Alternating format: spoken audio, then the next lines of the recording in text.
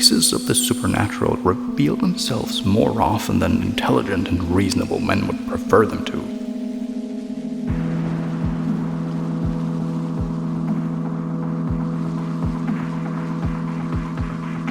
Chimeras, worshipped by our ancestors centuries ago, fall back into the light from ancient times.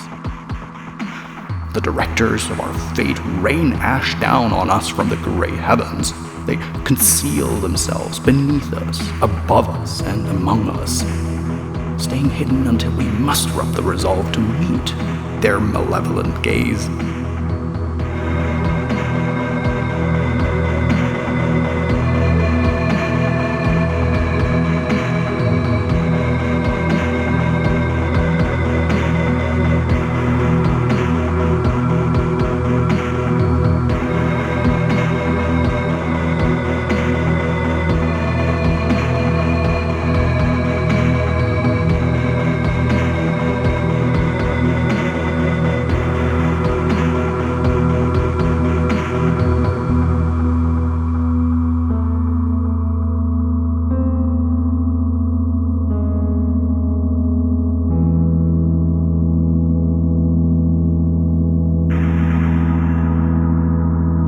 Having been discovered, they appear in the flesh for a mere moment, and then they expire horribly, wreaking havoc on the world that they rightfully see as their toy.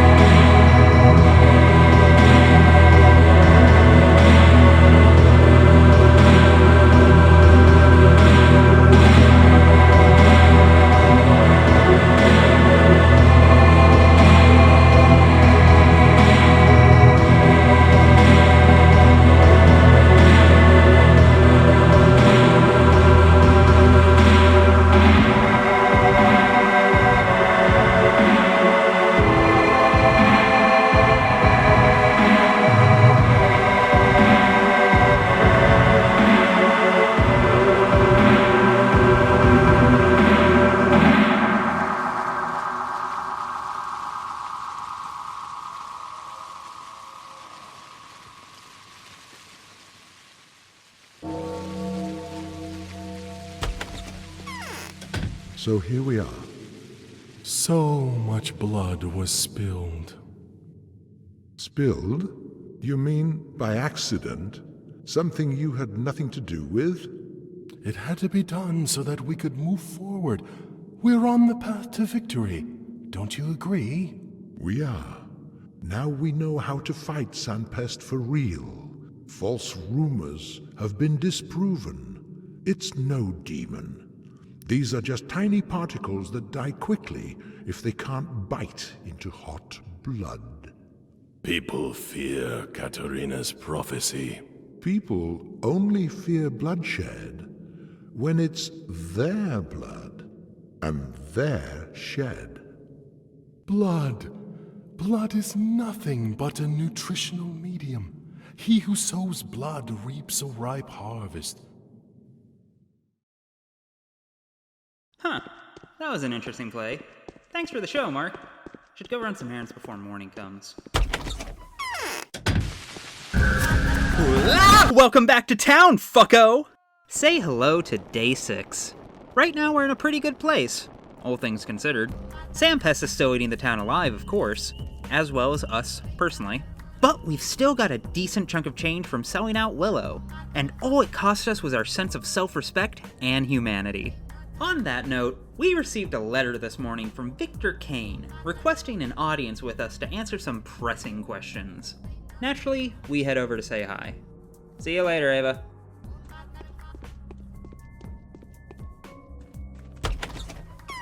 Alright, Victor, I'm here. What would you like to know? So yesterday you managed to capture this disease. Or so I've heard, anyways. The town is abuzz with horrifying rumors of people being dissected alive. Obviously, I don't believe those. The more dangerous kind of rumors are, it turns out, those about you acquiring a sample of infected blood.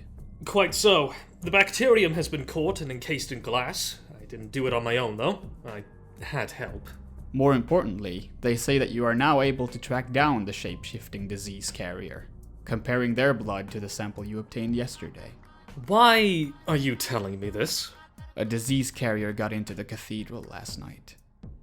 Everyone inside perished. Yes, making it past your impregnable quarantine. Human or spirit, it's very clear now that this is an individual who can walk. Many people are reveling in this particular certainty. How so? The Inquisitor comes tomorrow. It seems to me that someone wants to dispose of several young women before his coming. The pain is good, the pain is part of the experience, it's why I like it, I just need to know why it hurts so much. Victor reports that a woman was seen sneaking into the cathedral late last night, immediately before those quarantined inside began dying off. Word of this has spread amongst the populace, and consequently, every woman in town is under suspicion for being a plague spreader at best, or a literal monster at worst. And we know what this town does to people it thinks are monsters. Left unattended, this will most likely devolve into yet another witch hunt like day one before too long, which, yeah, gonna say we should probably avoid that. As such, Victor tasks Danielle with the responsibility of taking a blood sample from those pinned as the most likely culprits. Yulia, Lara, Aspity, Anna, and Clara. Each of these women stands accused by at least one of the town's leaders of deliberately infecting those in the isolation ward, and, by extension, of potentially being a Shabnakadir in disguise. Even after all we've learned, a lot of people with power are still buying into this nonsense step beast of myth bullshit, despite there being zero tangible evidence for it. But if they take it seriously, we're obliged to as well. Now the better part of this day is going to be testing blood to make sure the women aren't infected, or something even more nefarious. As absurd as it may sound though, frankly, we better hope one of them is the Shabnakadir. Cause otherwise, that means we're going to have nothing but a cathedral full of corpses to show an omnipotent and presumably vengeful Inquisitor tomorrow morning. Which, well, name one time someone's disappointed an Inquisitor and had it turn out well. Yeah. That's what I thought. Oh, hey, a letter. And it's from the youngest of the Olgimskis, Capella, asking Danielle to come speak with her immediately. Rivers of blood, huh? Feel like you're exaggerating, but also don't trust this town anymore. Well, all the accused women are safely hidden away in their homes at the moment, so should have plenty of time to get around to them. And this does sound pretty urgent on its own. Alright, kid. What's up? The exterminators are planning to storm the termitary. Stop them. What exterminators? The arsonists who have been terrorizing the town. Mad fanatics gathered by Var the Usurer. He's a former fire eater or firefighter or something. It didn't take him long to gather a bunch of similarly insane maniacs. He's sworn to burn the disease out with fire. Yeah, this feels like something we should probably look into. No amount of fire will be able to bring any real harm to the solid concrete bunkhouse, but that doesn't mean the arsonists can't still kill a ton of people in the process. Not to mention, this, feels kinda like our fault? Maybe? Just a little? Fuck! Don't look at me.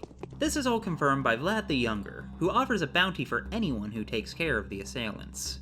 Feeling a little slimy about all of this, but might as well get paid for cleaning up my own mess. If we're going to be dealing with the termitary, however, we should probably talk to its owner first. Hey, old Vlad, got anything you want to add to this?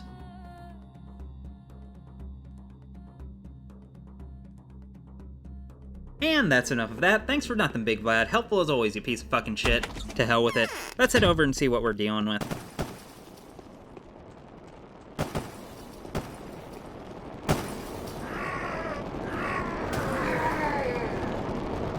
A lot! We're dealing with a lot.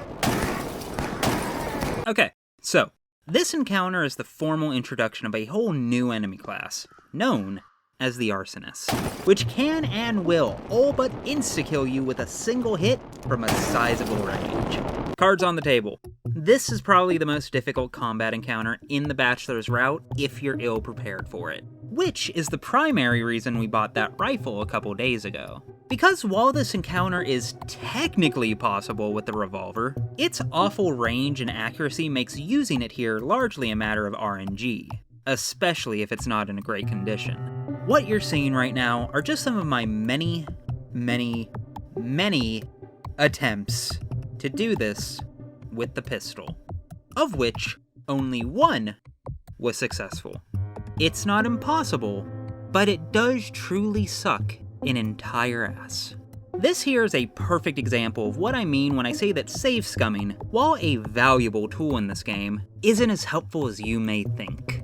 Cause sure, you can brute force your way through an encounter like this using the worst and cheapest tools in the game in order to hoard the maximum amount of resources possible, but you're gonna be miserable every fucking minute, and you will be spending a lot of real-life time trying and failing. Go through all that trouble if you like, but I can assure you that it's almost certainly not worth the time and effort it will take when compared to just handling these kinds of situations in the way they were intended to be dealt with, as resource-intensive and painful as that probably is. With the expensive rifle we bought on day 4, this encounter becomes a cakewalk, as its precision at long range allows you to score headshots from cover pretty easily. With that, it's just a matter of picking them off one by one, till only Var remains.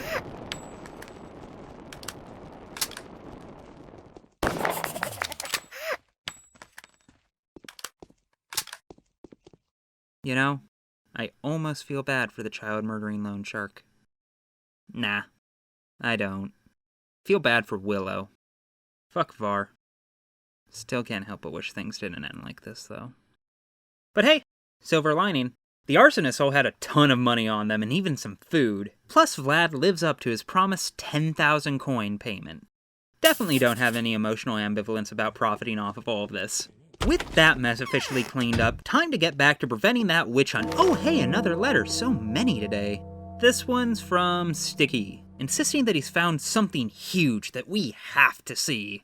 Well, I'm right next door at the moment, so how's my favorite little scamp? What you got? Oh, you found the Shavnak for real this time, huh? God damn it, this fucking goose chase again.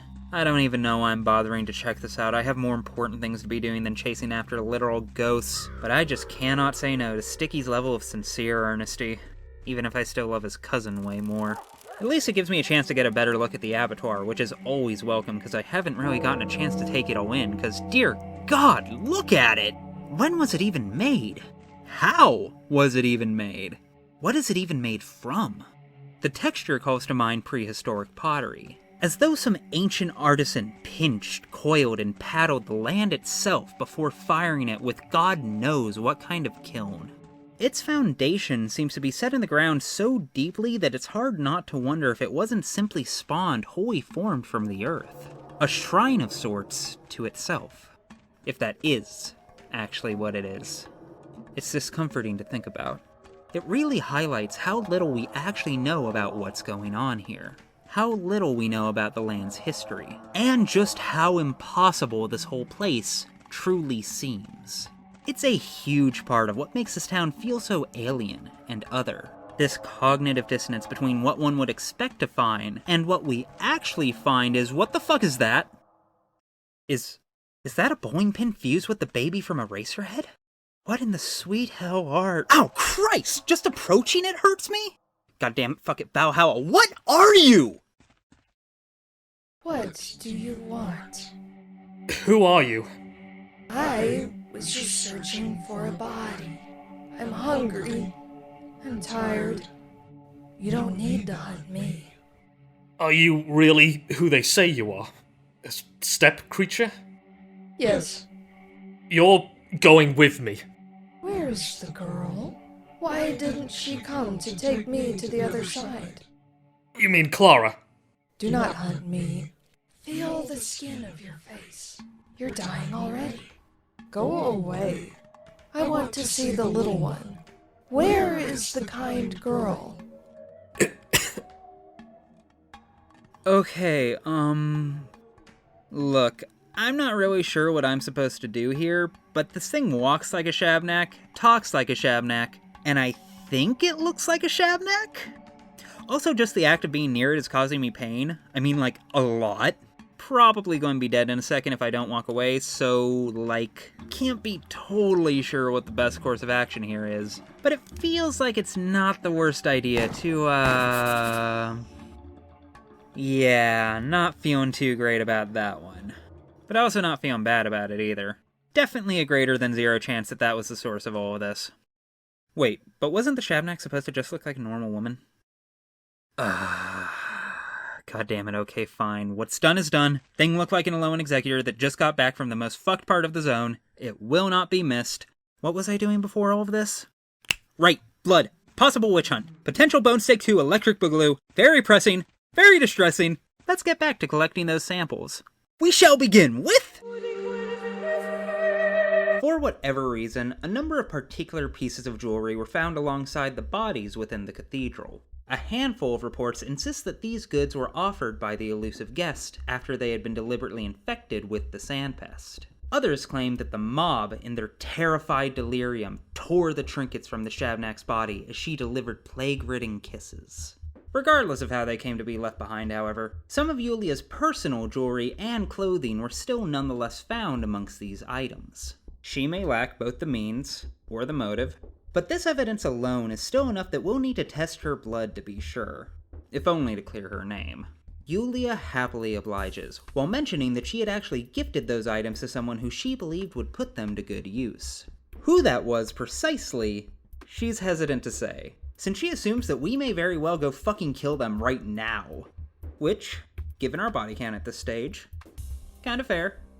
Unfortunately, after some reassurances, as well as some mumbled hypothesizing on the possibility of a split personality, Yulia finally reveals that it was actually Clara who she gave the jewelry to.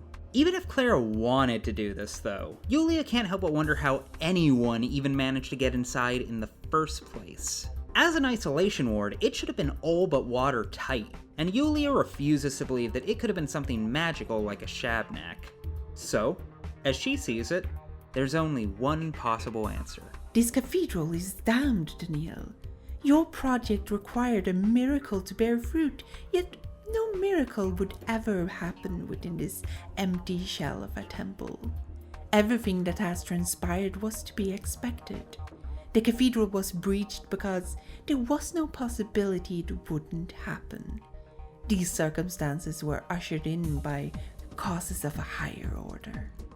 Interesting theory, Yulia. Look forward to hearing it when you have anything to back it up. Alright, time for the next suspect. As to be expected at this point, Lara is overwhelmingly courteous about this whole thing, offering you a blood sample before you can even finish explaining the situation. She also already knows all about the unusual items found at the cathedral, including beads of an antique necklace she used to own, which had been found in a number of the victims' mouths. How they actually got there, though, is a question that she has no answer for. As of right now, all she has left to offer are tears for the dead. And that's that. Nice to deal with someone who's straightforward and friendly. Now for the exact opposite. Hi, it's actually nighttime now because we've actually been on morphine all day to make up for the damage the antibiotics did to my liver because, in case you've forgotten, we're still super infected with the plague.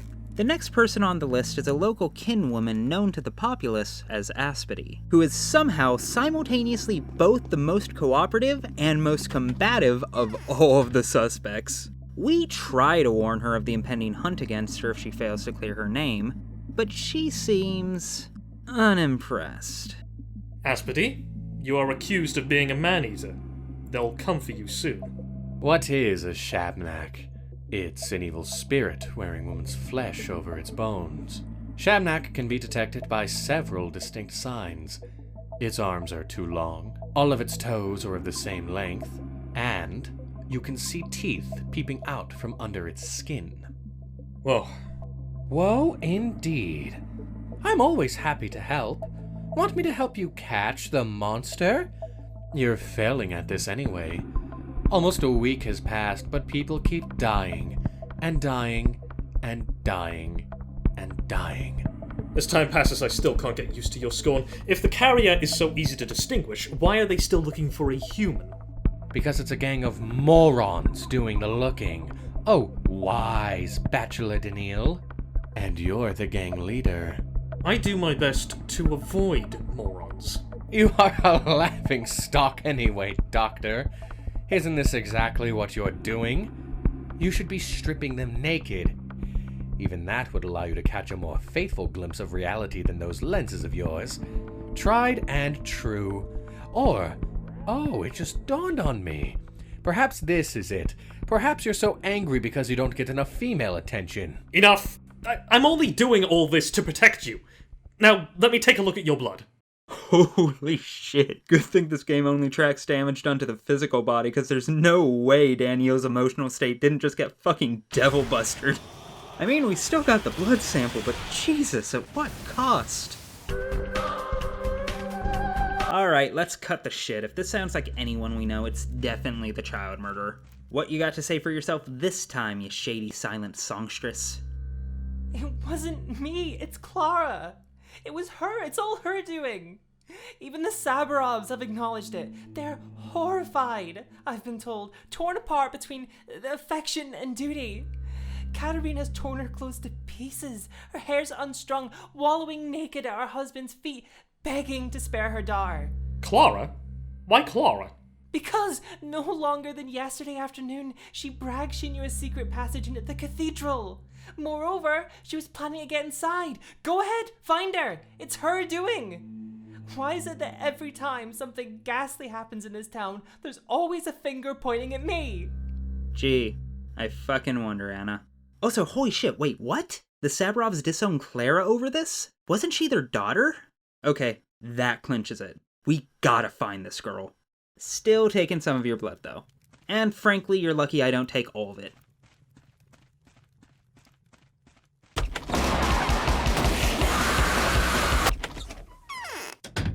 Okay, we're just going to hang out here for a moment.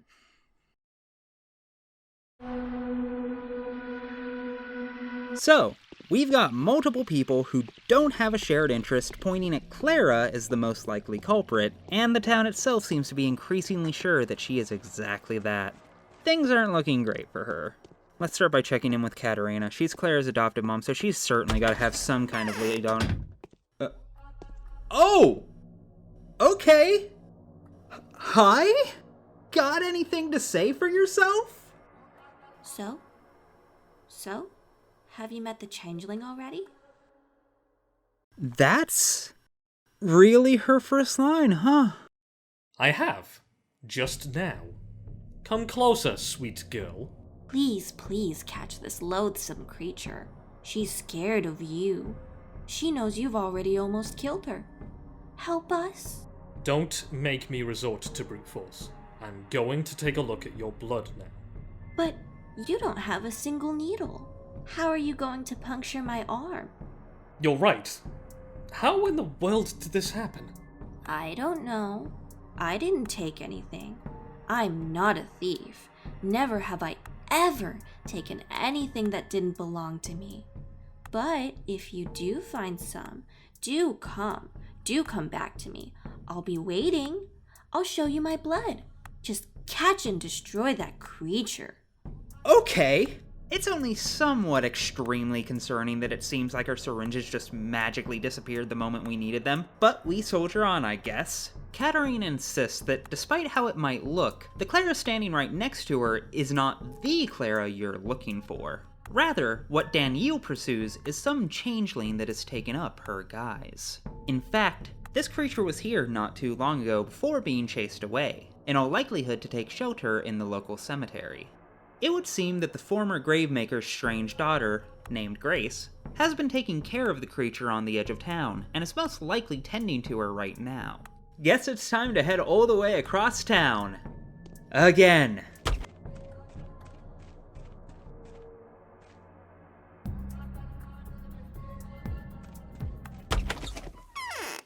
Nice to meet you, young lady. You seem very kind. Now tell me where the mass murderer is, please. It's been a long day. Okay, so the changeling is currently out saying goodbye to something called the White Spectre before she plans on ducking town. That's cool and all, but what the hell is the White Spectre? Ah, shit. Ah, fuck. That's referring to the albino I killed earlier today, isn't it? Whoops? Again? I think? Okay, can't unpop that bubble wrap. Fortunately, his body is literally right around the corner, so with any luck... Oh, which reminds me. One last question. Grace, does Clara have a twin sister? Shabna Kadir's made a habit of pretending to be Clara. She came to me once, talked to me. I didn't realise it at first, and then I wondered, why was she so tall? So I looked down and saw it. She had no feet, just broken bones sticking out of her shoes. So scary. I was short of breath. I ran away. And she had such an evil scowl, laughing. And what did she say? Lots of things. She even mentioned you. Said she was looking for you. Said she wanted to lure you into a trap. To fool the doctor. Said the doctor's not so smart. That she fooled everyone, and she's going to fool him too. Turn his needles into hooks so he won't prick her hands. Damn.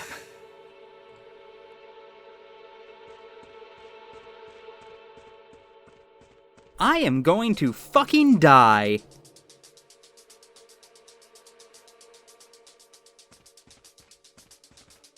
Hi, Doctor. If you so much as move, you little tramp. Were you looking for me? May I touch your forehead? Clara, you are being accused of the premeditated murder of several hundreds of people. The victims are still being counted. The method of murder, deliberately infecting them via personal contact. Were you the cloaked woman that was seen in the cathedral last night? Of course, I'm not denying it. But I was trying to help them, and I did. I've cured a lot of them, promise. I fed them water and offered gifts because this way it was easier for them to believe, and that's very important. Give me your hand. I want to have a look at what's going on inside you. Then you'd better look into my soul. The best knife to cut to it is a conversation, unless you're in a hurry. Don't move. It'll hurt a little. Yes, of course, right or left. Clara, hey, look at me here. Are you yourself aware of what you're being accused of? So this is true. Someone truly believes that I have brought this into the world. I was beginning to suspect. I don't believe in mysticism. I don't believe you to be a character of fearful pagan tales. But then, tell me about your past. Where did you come from? How did you make it through the steppe? Who is your father, your mother? Tell me, and I won't have to hand you over to the Inquisitor. You're right. The evidence is incontrovertible. Every single fact about myself that I'm positive of speaks against me. I know that I can only exist in a dying world. I know that I have no place in a world without a plague. I know all that for sure. Does that mean that I am the plague? We'll find out in a moment. Whew. The horror spec was intimidating yet graciously straightforward, but Christ! Trying to pin down who Clara is in any capacity has the mood of a cat trying to catch a shadow, like there's nothing there to actually grab. It's unsettling. Alienating. How do I feel like I know even less about her now than I did at the beginning of the day? Have to sort that out later. For now, I need to get these samples under a microscope. You're coming with me to Ava Yan's place.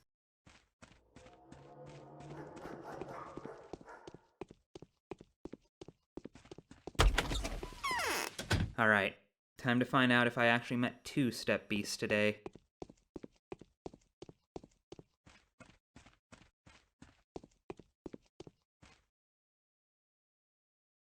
Yulia. Clean. Laura. Clean. Aspity. Clean. Anna. Clean. Clara. Clean.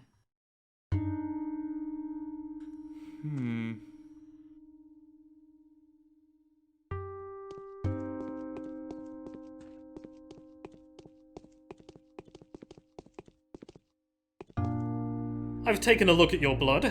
It is the strangest blood I've ever seen, but it doesn't contain the thing I was looking for. Could I have lost this battle? I've mulled it over, and here's what I think. Hand me over to the Inquisitor. I'll have to talk to him anyway. You've every right to do that, don't you? And most importantly, you won't be making a mistake. I've already told you, you're not a witch. Is my word not good enough for you? I've mulled it over, and well, people must be right. The key to this mystery, the mystery of the disease, must have something to do with me. Even if I'm not the cause, I'll help the Inquisitor get to the bottom of all this. He'll find a way to extract the truth from me. On a rack? No, not going to happen. Whatever I do, I can't avoid meeting him. So why don't we just fix it so that it'll be you turning me in? That'd be a great victory for you, wouldn't it? Why are you frowning? And what would be the value of such a victory? The real foe has not been identified yet. Or do you expect me to behave like they do? To engage in wishful thinking? Lie to everyone and to myself? Like those who are in charge of our fate and who I despise so much? No, I refuse.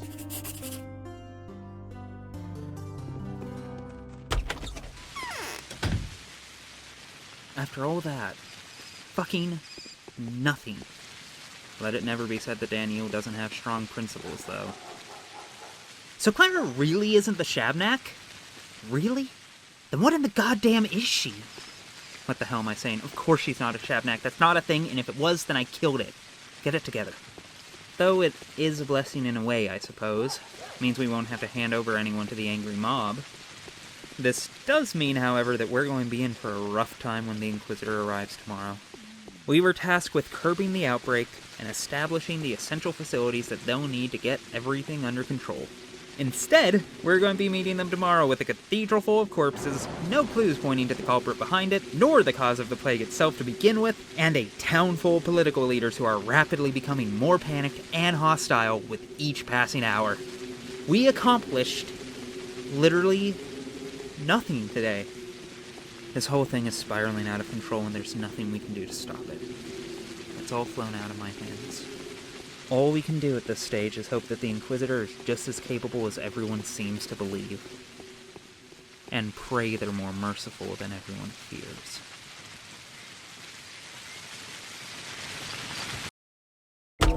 Someone could have ended up at that stake today. I was lucky to escape execution. Bachelor was noble enough to let me go. Unbelievable. Sanpest is not a person. It's been proven. But who is the source? It's not the girl. That much is obvious. You can escape everyone, even the Inquisitor's vengeful hand. But you can't escape yourself. The Earth Sister is breathing down your neck.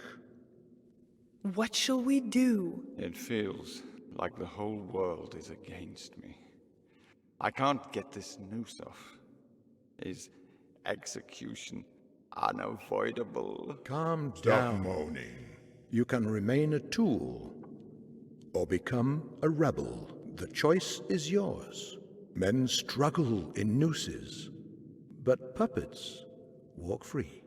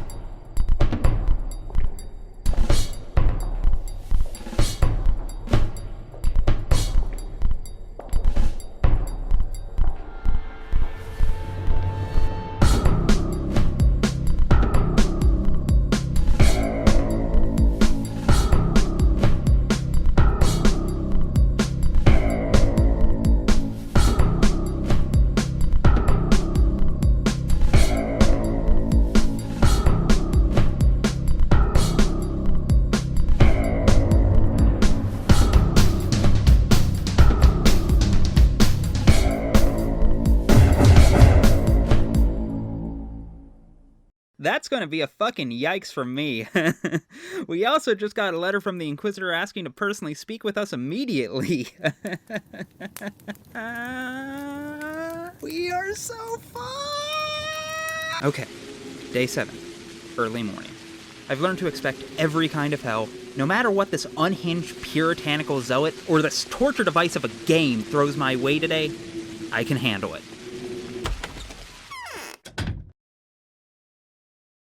Okay, I don't know if I can handle dancing tragedy, and shit, I'm fucked. Alright, come on, regroup. It's just one woman and 2 mimes. We got this. Back in character. Let's go.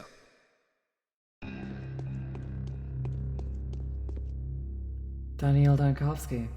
Very pleased to meet you. It's not just courtesy, I'm speaking from my heart. I've already had the honor of meeting you, but I doubt you remember. Let's get to the point. You wanted to hear my report, didn't you? Indeed. Let's get to the point. Your mission was to find a certain way to destroy the enemy completely. All I had to do was implement your solution, so I've looked through your reports, and they've confirmed my greatest fear. Yes, I've lost. You've won. Almost. I'm very happy that you didn't find the disease carrier yesterday. Is that so? Events have taken an unexpected turn, Dankovsky. We have a lot to discuss and a lot to do. I'll be brief. All this time, someone has been trying to A. kill you, B. deceive you, and C. use your authority and passion for the truth to achieve criminal goals. Would you like to know more? Well, I had a suspicion of my own. Really? Well, that means you'd make a wonderful Inquisitor, a better one than me, perhaps. It only dawned on me how unfortunate of a role I am to play in this mission on my way here, miraculously. Here's my first question, then. For what did they hatch this plan? I apologize. I'll do my best not to interrupt you from now on. You came here on your own accord, didn't you? Thanatica in ruins. Your last hope was to draw publicity, to get a sensation, find something shocking, an ostensive proof of your theory. Correct me if I'm wrong, this is all just my interpretation. You are correct, so far. Then you come across this allegedly coincidental letter from Isidore Burak, and here you are. So timely, isn't it? And, as luck would have it, the only local medic dies. He didn't die of the disease, did he? That's what I've been told. He was murdered. But luck is on the side of the public. You are in this remote area, and so you are ordered to come back with the shield, so to speak. Victory is the only option that's been left for you. You're a representative of the powers that be, aren't you? Oh, you'll find that out soon enough. Just let me compile some kind of image of you in my head, okay? You've given yourself away already. I haven't. It can all be a trap, a double play. We Inquisitors are quite cunning. You ought to know that. Relax. Everything I told you could turn out to be nothing more than a part of my plan. A provocation. What if in fact I'm loyal to the powers that be? Why are you asking me? I'm not. It's just my way of coping with grief. God, I need to smoke so badly. Put me to the test. Okay, a lot to unpack there, but no time to do so. The Inquisitor says that the powers that be have set us up to fail, pitting Daniel against an unbeatable foe. Which, given the last 7 days, yeah, I believe that. To further cement this point, she reveals that A, she has been tasked with preserving the town at any cost, and B, that the powers that be have deployed army detachments set to arrive in a couple days, led by the famous war hero, Commander Block. However, it's not a sanitary army he's leading, and there's only one kind of aid those with cannons and flamethrowers can offer a plague-ridden town. Though, the Inquisitor can't help but notice just how peculiar it is that 3 exceptional people have now all been coaxed, against all possible odds, into arriving at this strange place during this impossible time, each set to accomplish impossible tasks. Add to this the fact that it increasingly feels like we've been put at odds with each other with the goals we've each been assigned, and the picture only starts to get more bleak. She argues that all of this is no coincidence. You've all fallen into the same trap. What their plan is exactly is presently difficult to make out, but that, as well as any further discussion with the Inquisitor, will have to wait for later. For now, the walls have ears. An agent of the powers that be have cloaked themselves in Executor's garb. Which one it is precisely is hard to say as a result of their inherently interchangeable nature, but it has been narrowed down to 3. 1 in each major district. The Stoneyard, the Knots, and the Earth. Our job is to go collect reports from each of them, which she will use to determine which of them is the betrayer. This means walking all the way across town, which you may notice is just exceptionally fucked on this fine day. Nearly everywhere east of the river bordering the Kane's estate is either actively infected or rampant with looters after having its populace burnt out by Sampest yesterday. On days previous, it was typically pretty easy to sidestep dangerous areas with some patient routing. But we may not get many more days that forgiving. Or any. Dodging knives, Molotovs, and plague clouds is just going to be the new norm for a while. So our best hope is to just not have to walk around that much in the first place. It's a hope that won't pay off very often.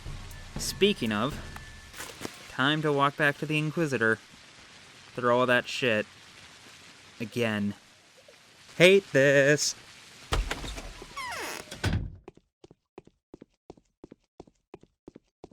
Here you go. Aglaya? One of them said your name's Aglaya. Right. Let me see. Yes, that's about what I was expecting. Numbers, dates, notes. Very good. If only those seeds of truth weren't intermixed with so much chaff, this could give us a dramatic push in the right direction. Excuse me? It seems simple comparison won't be enough to figure out the false report. They all describe different things. And there might be 2 false ones. A pity. Daniel, we must hurry before they are gone. Find out which of them is which, and outsmart them. So she wants to test our deductive abilities, huh?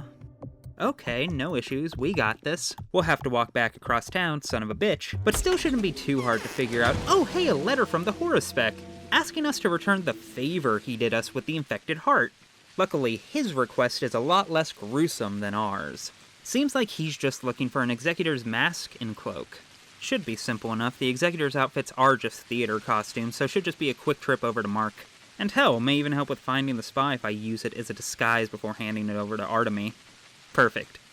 Although, hey, wait, when did I get letters from the Changeling and Ava? Ava stood on the edge of the balustrade. She raised her hands up into the air and stepped forward. The wind did not carry her. She did not fly. The miracle did not happen. I know why Ava did what she did. Would you like me to tell you? Aglaya is not the new guest. It is not the pestilence in the cathedral that is blasphemous. The true blasphemy is your negligence. You were meant to achieve victory yesterday. You did not. Perhaps your latest muse will do better than the late one. She was setting up the place in your heart where the new guest will stay. Put your mind to it when at leisure. Clara, the Harbinger.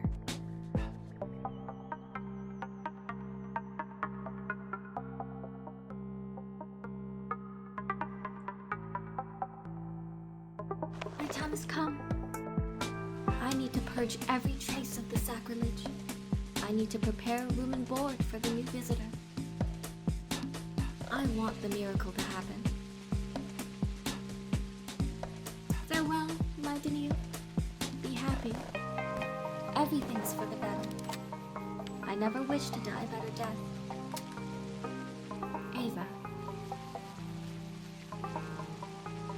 Ava. You've come at last. Thanks, but evidently it has all been pointless. idiot. Where's Eva? Is she alive? No, I'm pretty certain she is dead by now.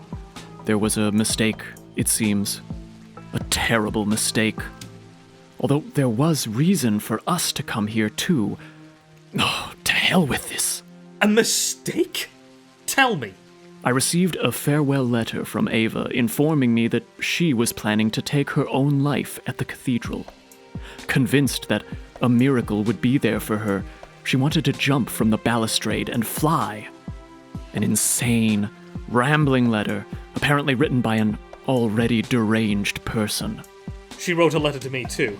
Said she was going to purify the place for a new guest. That means the place is the cathedral and the guest is a glade, right? It makes sense. She wrote to me that the only thing she was always ready to give her life for is the cause my brother and I have pledged ourselves to. So she wanted to imbue the building with her soul. That was her personal interpretation of our cause. An interpretation both deranged and lovely. She knew how to get straight to the heart. Don't you think it's your pride talking? I'm gutted and turned inside out. I'm neither pious nor exceptionally moral, you know, but that's simply too much. I need to find a way to keep living and working so that Ava's death wouldn't have been in vain.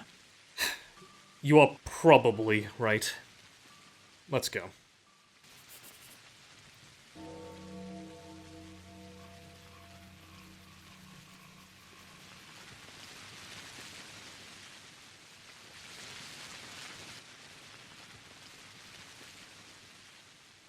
I thought she was one of my bound. There was no warning. There is no warning. This was inevitable. This was something completely out of my control. Or was it? I mean, I did everything right. I don't even know. Oh my god. I can't think about this. I literally do not have time to think about this. I was doing something. What the hell was I? Right. I was being tested, and to that end, I was getting a mask and cloak for Artemy. That would be Mark then, I guess. Yeah. Okay.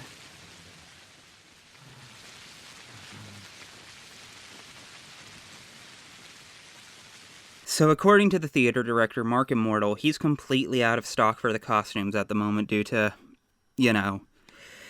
consumer demand as a result of all of the now near constant mass burials caused by the plague, but that there may be some spare gear by the cemetery, and I'm sorry, I just can't get over it. There was really nothing I could have done. Not a single option on the table to save one of the few people I was absolutely, positively supposed to take care of, and I don't even have time to think about this. Why can't the world just give me 5 minutes to cope with all of this pain instead of everyone important in my life being quarantined a whole town away from each other with a firewall of death and disease standing between all of them, and I keep having to take the longest routes possible to get anywhere because there's always something wanting to kill me around every corner, probably a rat, and God, I wish that were me!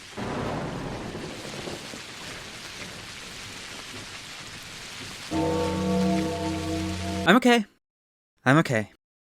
Head's back on straight. This has just been a particularly emotional day. I'll just put it out of mind and get back to work. First thing I have to do is walk over to the cemetery. With any luck, should be able to find what we need there.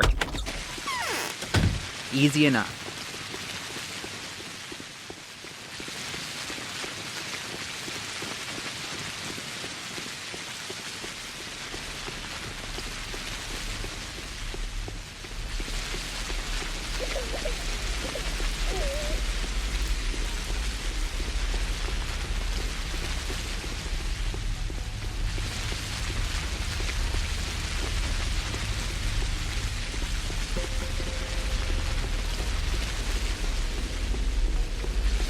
It's not working for you either, is it?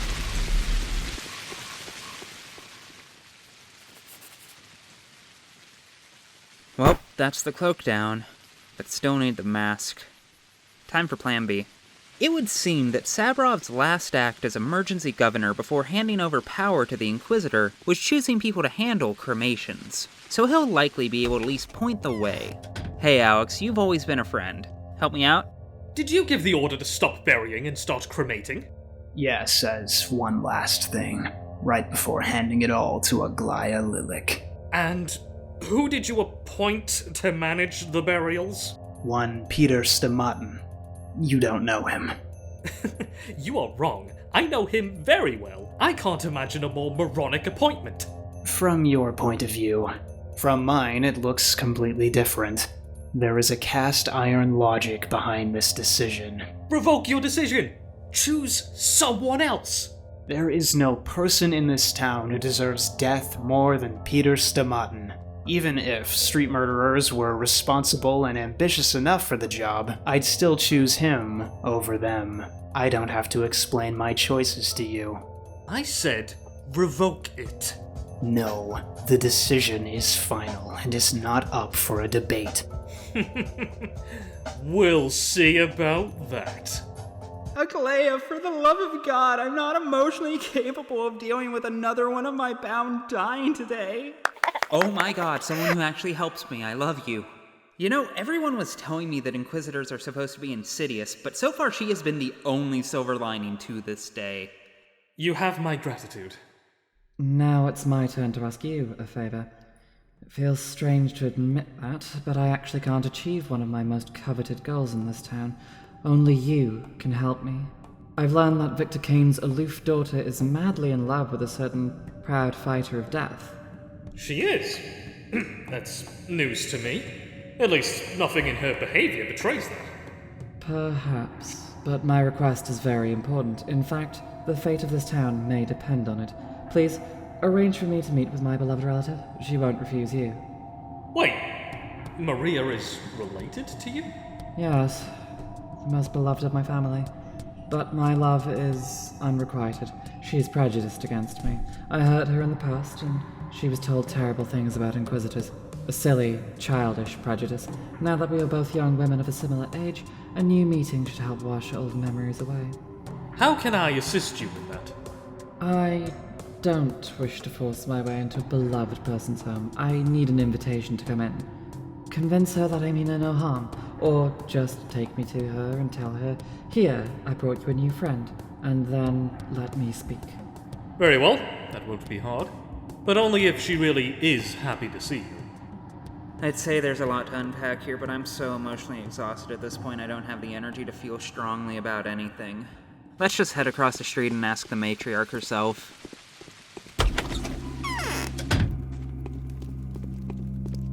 Hi, Maria. So Aglaya's your relative, right? Yes, she is the younger sister of my lovely mother, and there is not a single person in the world who would hate my mother more viciously than she does. She claims to be fond of you. She hates me for my mother's magical power. I know what she wants. She wants to see if I resemble my mother or not. Oh, she won't leave me alive. Especially now that Mother's many-coloured power has begun to awaken inside me. She'll know. She'll feel it. She says that she had frightened you somehow when you were a child. It has to pass if you give her a chance. No, I do not think so. Consider it a whim, but I'm incapable of doubting my premonitions, else too many people will suffer.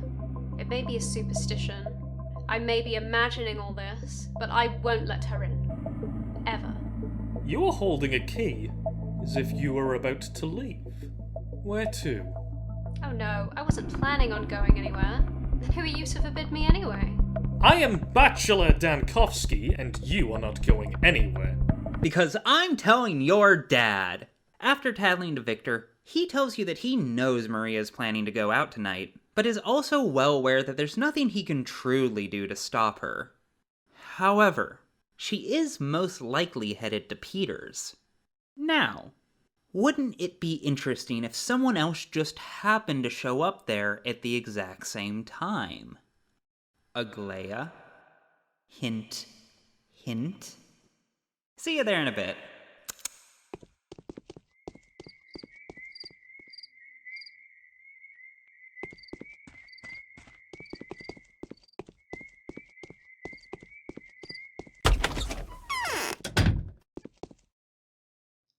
I will never forgive you for that. You brought her here. You shouldn't have lied to me, Maria. Oh, how naive you were. Did you really trust her? Tell me, did she hypnotize you? Can simple trickery like that really get to you? You could have ruined us all. Or maybe you have. Peter is out cold now. But what if he comes too? What can I do for you? If you want to make up for it, take her away from there now. I can't do it myself. I wanted to call someone for help so that they would distract her with troubling news or something. Okay, I'll do it. Just don't cry. Oh my god. God damn it. I think I would have learned this lesson a long time ago. Don't get involved in the family politics of rich white women. Stupid fucking plan. Stupid. God damn it. Hi, Aglaia. What you up to? I was just helping the owner come to.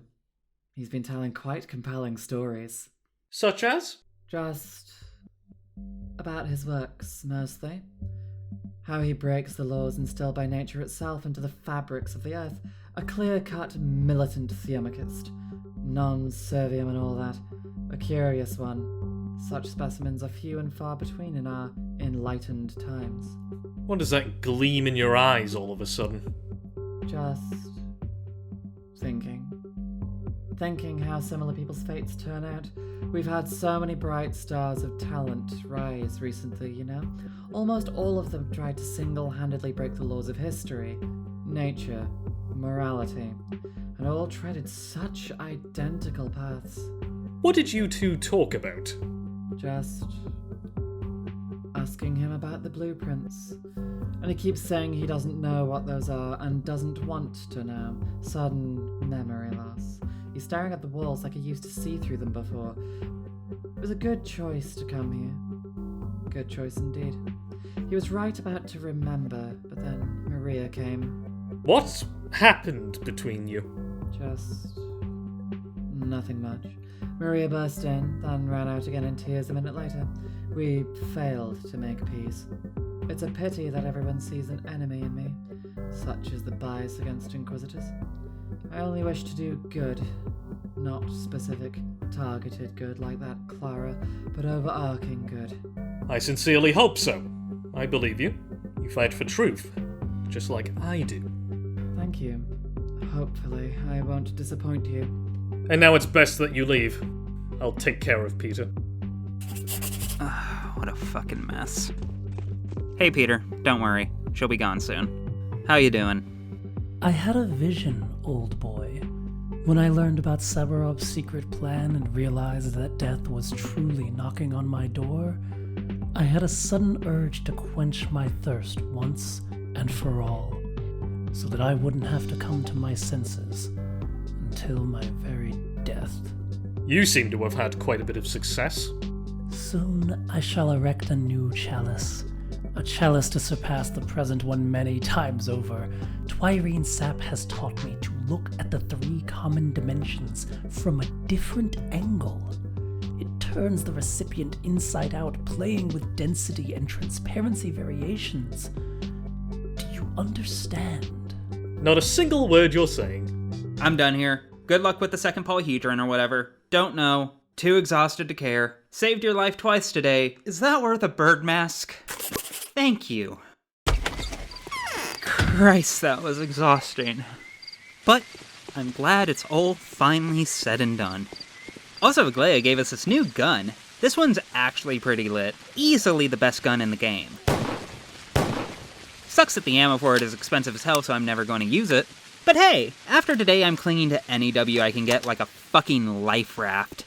It has been rough, to say the least. But we finally have a chance to rest, decompress, and process just everything. God, what a terrible, terrible day. Wait, shit, right, the spy! Alright, here's the riddle. One executor tells truths, another lies. Another does half and half. Your job is to figure out which is which, and use that knowledge to figure out who the traitor is. First person to make an Among Us joke gets handed over to the Inquisitor as well. Going to deliberately not spoil this one because I actually think it's kind of a fun riddle and want people to figure it out the hard way. But suffice to say, while this may sound really complicated, it's actually pretty easy to solve. It's incredibly easy to tell which of the executors is the one who tells half lies and half truths. And once you know that, it's just a matter of asking the others what their opinion of that executor is. Once you've identified him, the Inquisitor immediately passes judgment.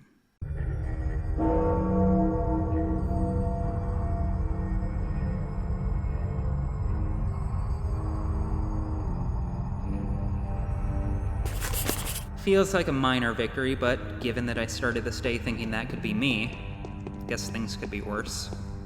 Still kinda wishing that was me, though. But, at long last, we finally have some time to get some actual rest and emotionally unpack everything that's gone down today. A moment to finally reflect on all of this, and,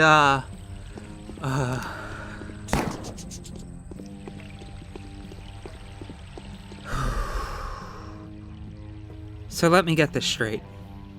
I just spent my whole day unmaking messes I accidentally caused days ago through obliviousness, while processing the grief of my partner's suicide, before discovering the omnipotent government official that just arrived from out of town is in fact yet another member of the corrupt, self-serving elite families that I was counting on her to sidestep the incessant squabbling of.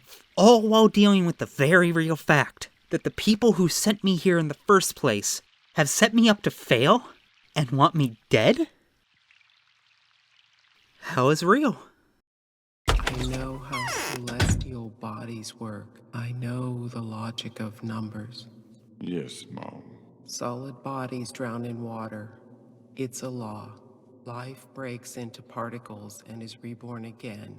It is a law. Do you see now how many mysteries the Earth holds? The more terrifying the mystery, the deeper it lies, and the fewer wells can reach them. You can trick anyone but me, the emissary of the powers that be. I know how this world had been built. I know how its life works. I know the laws it operates under.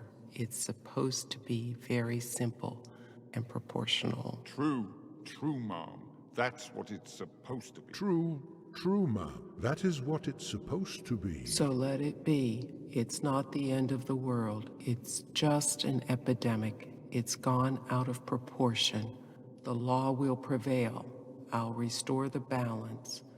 Not all is lost.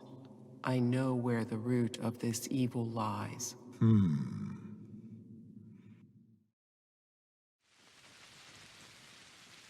Welcome to Day 8. The termitary has finally been opened, so guess where we're headed. But first things first, got yet another morning letter from the younger Vlad Olgimsky, asking to speak with us. Alright Vlad, about to find out if you've been lying to me all week. What's up? I'll have you know a certain informer of mine, a trustworthy source despite being a worm, has told me that there's a flow of fake panacea coming out of the termitary. I'll be honest with you, this is encroaching upon my interests, so I'm turning to you for help. This concerns you as well, after all. This concerns me how? Truth is, the slime balls are backing themselves up with, yes, your own good name. They claim that the recipe is yours and even provide some proof of authorship. I don't know what exactly that is, but really, your name is actually proof enough for the general crowd.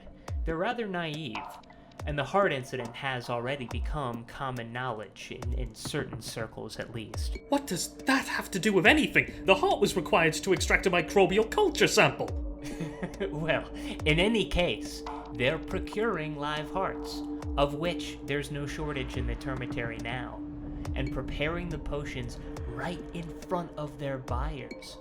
You can imagine the resulting product. Oh my fucking god. Okay, need to get in the termitary right now. I am not about to let the third worst thing to happen to me since I got to this town be used as an excuse for selling liquefied human organs. I have absolutely had it up to here with this shit.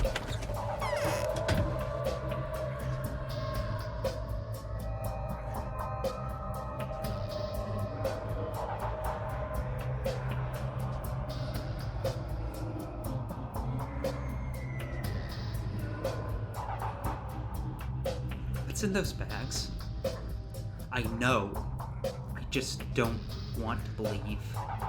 Old Vlad, you goddamn liar. You said this was clean. This is a fucking nightmare. This is...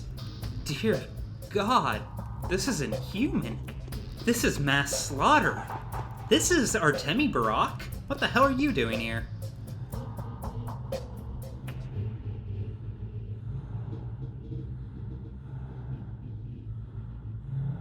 That's some news. So what was that thing you came back with?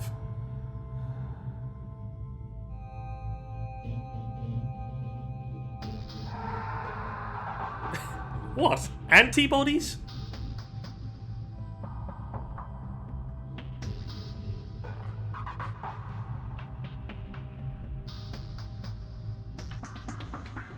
So you just want me to examine this blood under a microscope? Just that?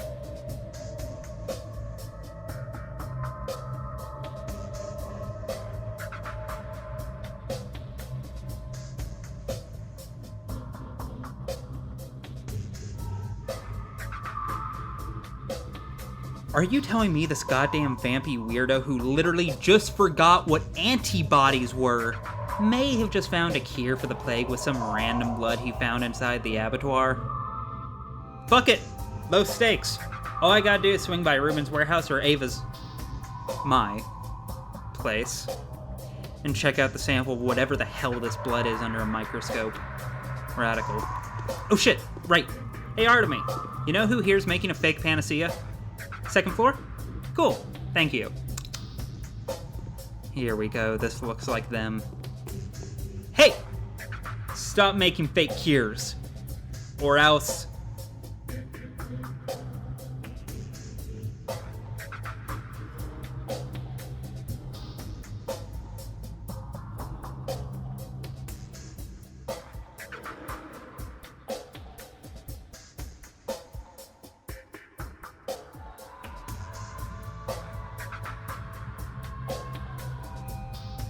Vlad the Younger, you mean?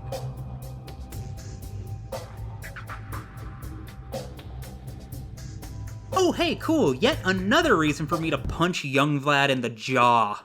Get explaining, scumbag. You lied just as much as anyone else.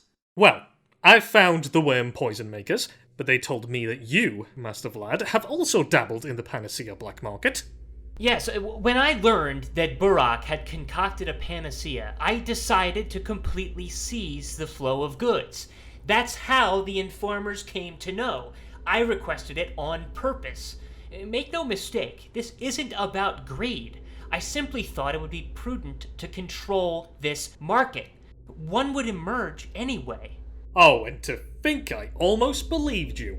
I even regretted thinking you a cynical man. It seems my old reputation will take a while to get rid of. Your knowledge is outdated, Bachelor. Things have changed. I have changed. This morning, I wanted to seize the Panacea black market, so I bought up everything that Burak has made and distributed. And? I gave away all that I had bought. No money. Well, a little money, so it wouldn't look like I'm offering a donation. I gave it all to the bound, the ones who needed it the most, in my opinion. Those who nearly died because of me. A little by your standards. Not really. By common ones, I would think. By peacetime standards, even. 500 coins for a flask seems to be perfectly reasonable, especially considering antibiotics cost 2,000 or 3,000 now. Letter from the Inquisitor. It rots from within, huh? Better take care of this. Charity doesn't fix this. We're not done here, asshole. I'll be back. Might as well duck into the still water and check out that blood sample while we're here. Why is there a pack of dog-headed children in my house? No, kid, I do not think the polyhedron has avoided infection because it's made of mirrors, and is therefore miraculously reflecting the disease away. But okay. I promise to talk to Capella if it makes you feel better. Now please kindly get the fuck out of my house, children. Oh my god, can't imagine dealing with these kids any more than I already do. Seems like a fucking nightmare. Alright, now let's check that blood for Artemy. Yes, fascinating. This is definitely blood, yes. Look, I don't know what you want from me. I'm an actress, not a doctor. Well, that should check the flag for quest progress. But now it's time to go meet with the Inquisitor. Hey, Aglaia, I think I discovered something meeting the UN definition of an atrocity. How's your morning been? The first part of this game is over, Bachelor Dankovsky. Its meaning has been as follows. The powers that be gave you a task with a catch, to learn the truth. They set a definitive condition. This truth has to be nice. Your honor and the fate of your laboratory were at stake. Would you care to learn something? Go ahead. Thanatica has already been destroyed. There's nothing left. The place itself is in ruins. Your research is in ashes, your papers have been burnt. Wretched Talman made sure of that personally. And now I am going to tell you about the law. Why not?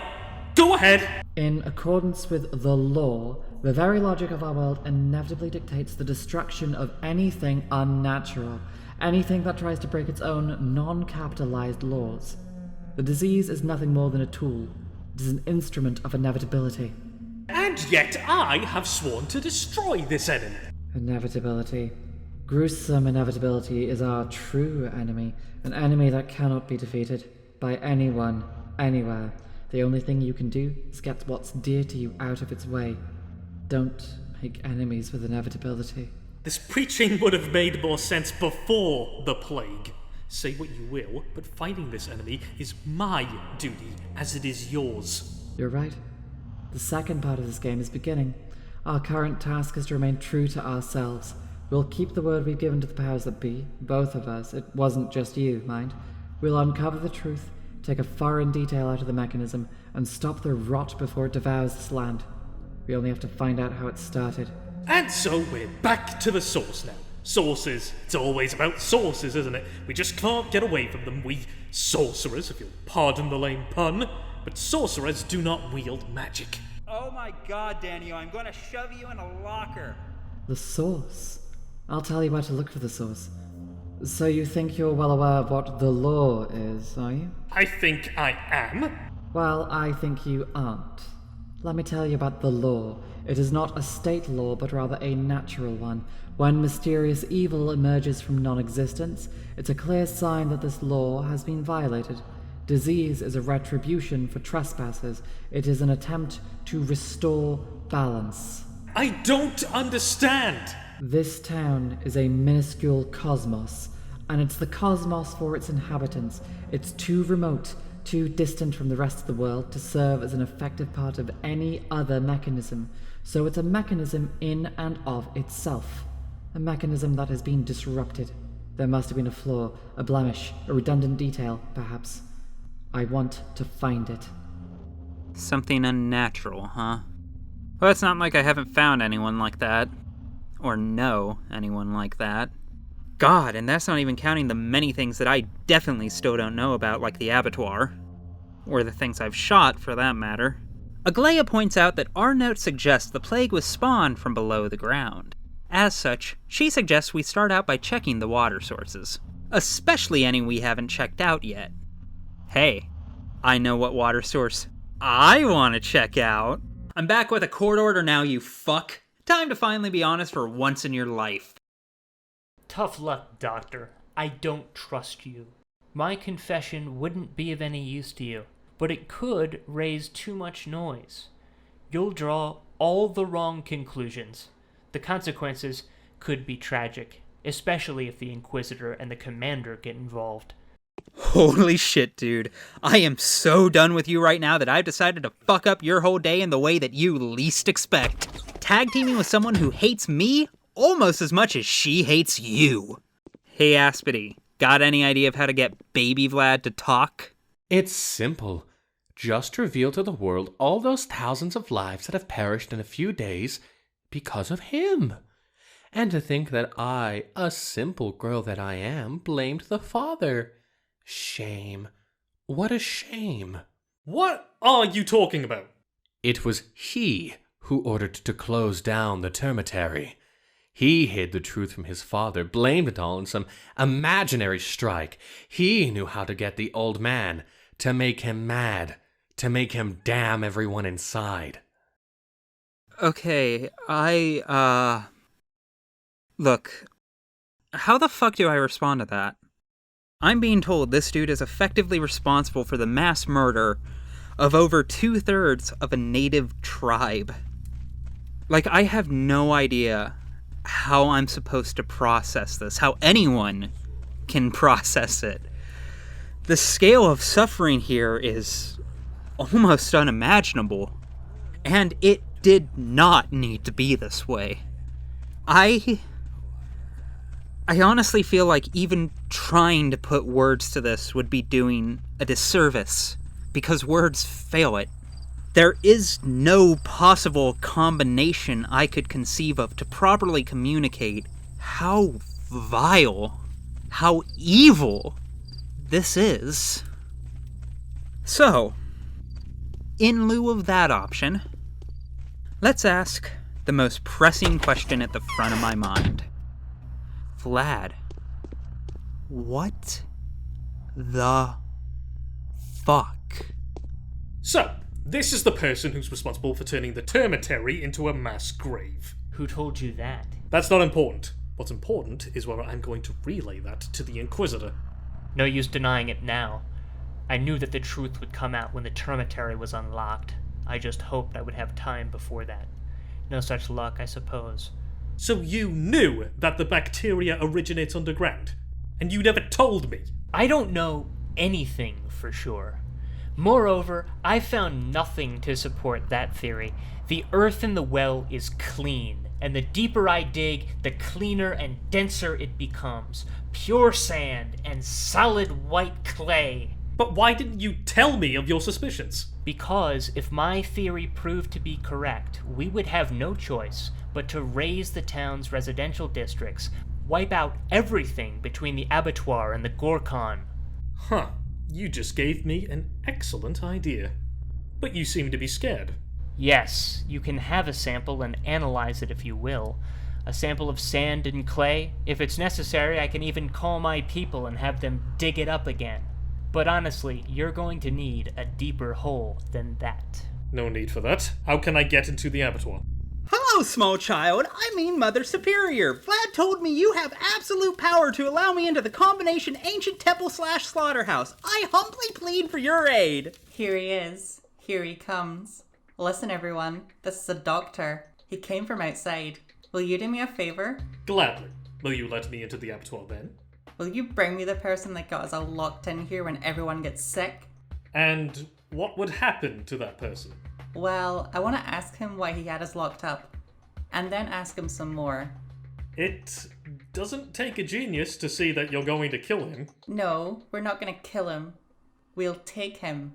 I refuse. If you do what I'm asking of you, I'll open the passage to the abattoir for you. Okay, see, I'm actually really torn here. Because on the one hand, I don't want to come off as petty or vindictive or anything like that. But I can't help but notice that option number 1 seems to look a lot like... Fuck you. Fuck you. All you had to do was pay taxes, Vlad. All you had to fucking do was pay taxes. And now we're all fucking dying. Fucking flicking peanuts off your head. What you gonna do about it? What you gonna do about it, you fuck? Peanut, peanut, peanut, peanut, peanut. Fuck you, peanut. Fuck you, goddamn capitalist. Fuck you. This is what you fucking deserve. Ha! And look, there's no way around it. That would be really gratifying. And yeah, they probably deserve it. But also, option number 2, let's put this in perspective. You are currently weighing the pros and cons of offering a human sacrifice to a Neolithic Earth cult's omnipotent child leader in order to open a door. So look, I'm not saying that either of the Vlads don't deserve death, or that the kin shouldn't be the ones to deliver it. But just, probably not like this. Probably? So is there anything else I can get for you, child? Left your toy in an infected house? Have no idea how that works with you locked in here, but sure, why not? I'd like to not choose violence for once. Can even swing by Capella's place on the way and see if she can make any sense of just what the hell those kids were talking about with the polyhedron. Something about it being magical or whatever. I admit that the tower can perform miracles, but I do not believe it's miraculous by nature. It's dead, you see. It does not live. That is why it can do what it does. A living person would see just how blasphemous it is. How in the world is it blasphemous? Yes, the tower preserves childhood together with all its magic, but you cannot grasp a miracle and hold to it mechanically. You cannot treat the miraculous like that. A miracle can only reveal itself through a living person, like my mother, and be born of magical power, not of rationale. So, does the tower do it rationally?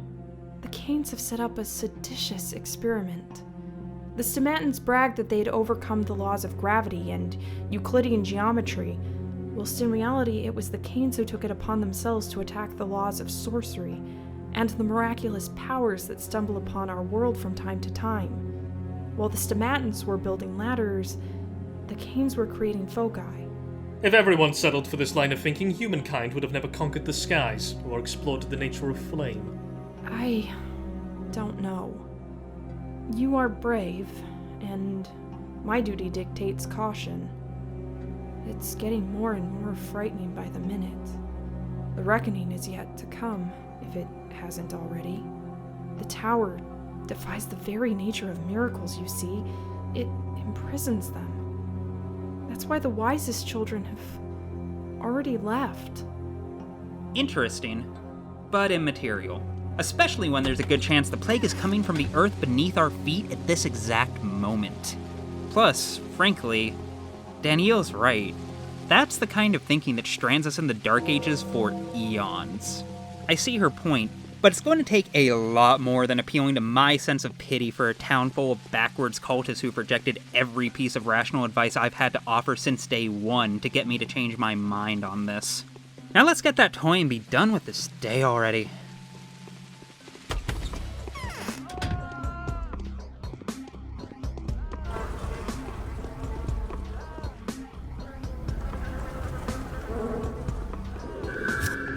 Yeah, whatever. The plague has lived rent-free in my body for half a week at this point. See if I give a shit. Okay, it turns out I actually have to give a shit about my health or I die. This is a real game changer.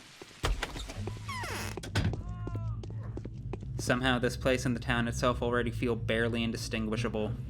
Actually, before we see Taya, let's drop by Artemy first. How's my favorite flesh shaman? Happy to report that your blood is blood. Congrats. Now you promised a miracle cure? Neat. Well, someone needs to test this, and I'm right here, so nothing ventured, nothing gained. Oh my god, why does it taste like Mountain Dew? Christ, that was disgusting. Definitely like 95% distilled blood, but... Oh my god. Oh my god! I'm cured! And it didn't even hurt me! Artemy, how did you do that? No, really. How did you do that? How the fuck did you do that?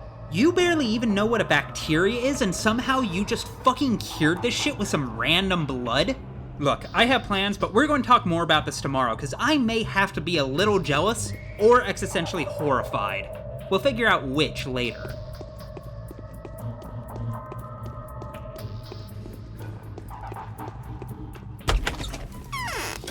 Alright, Taya. Here's your toy. Now, let me into the termitary, please. I will. You'll get the rite of passage. Come back half an hour before midnight. The boulder will be rolled away. Awesome. Thank you kindly.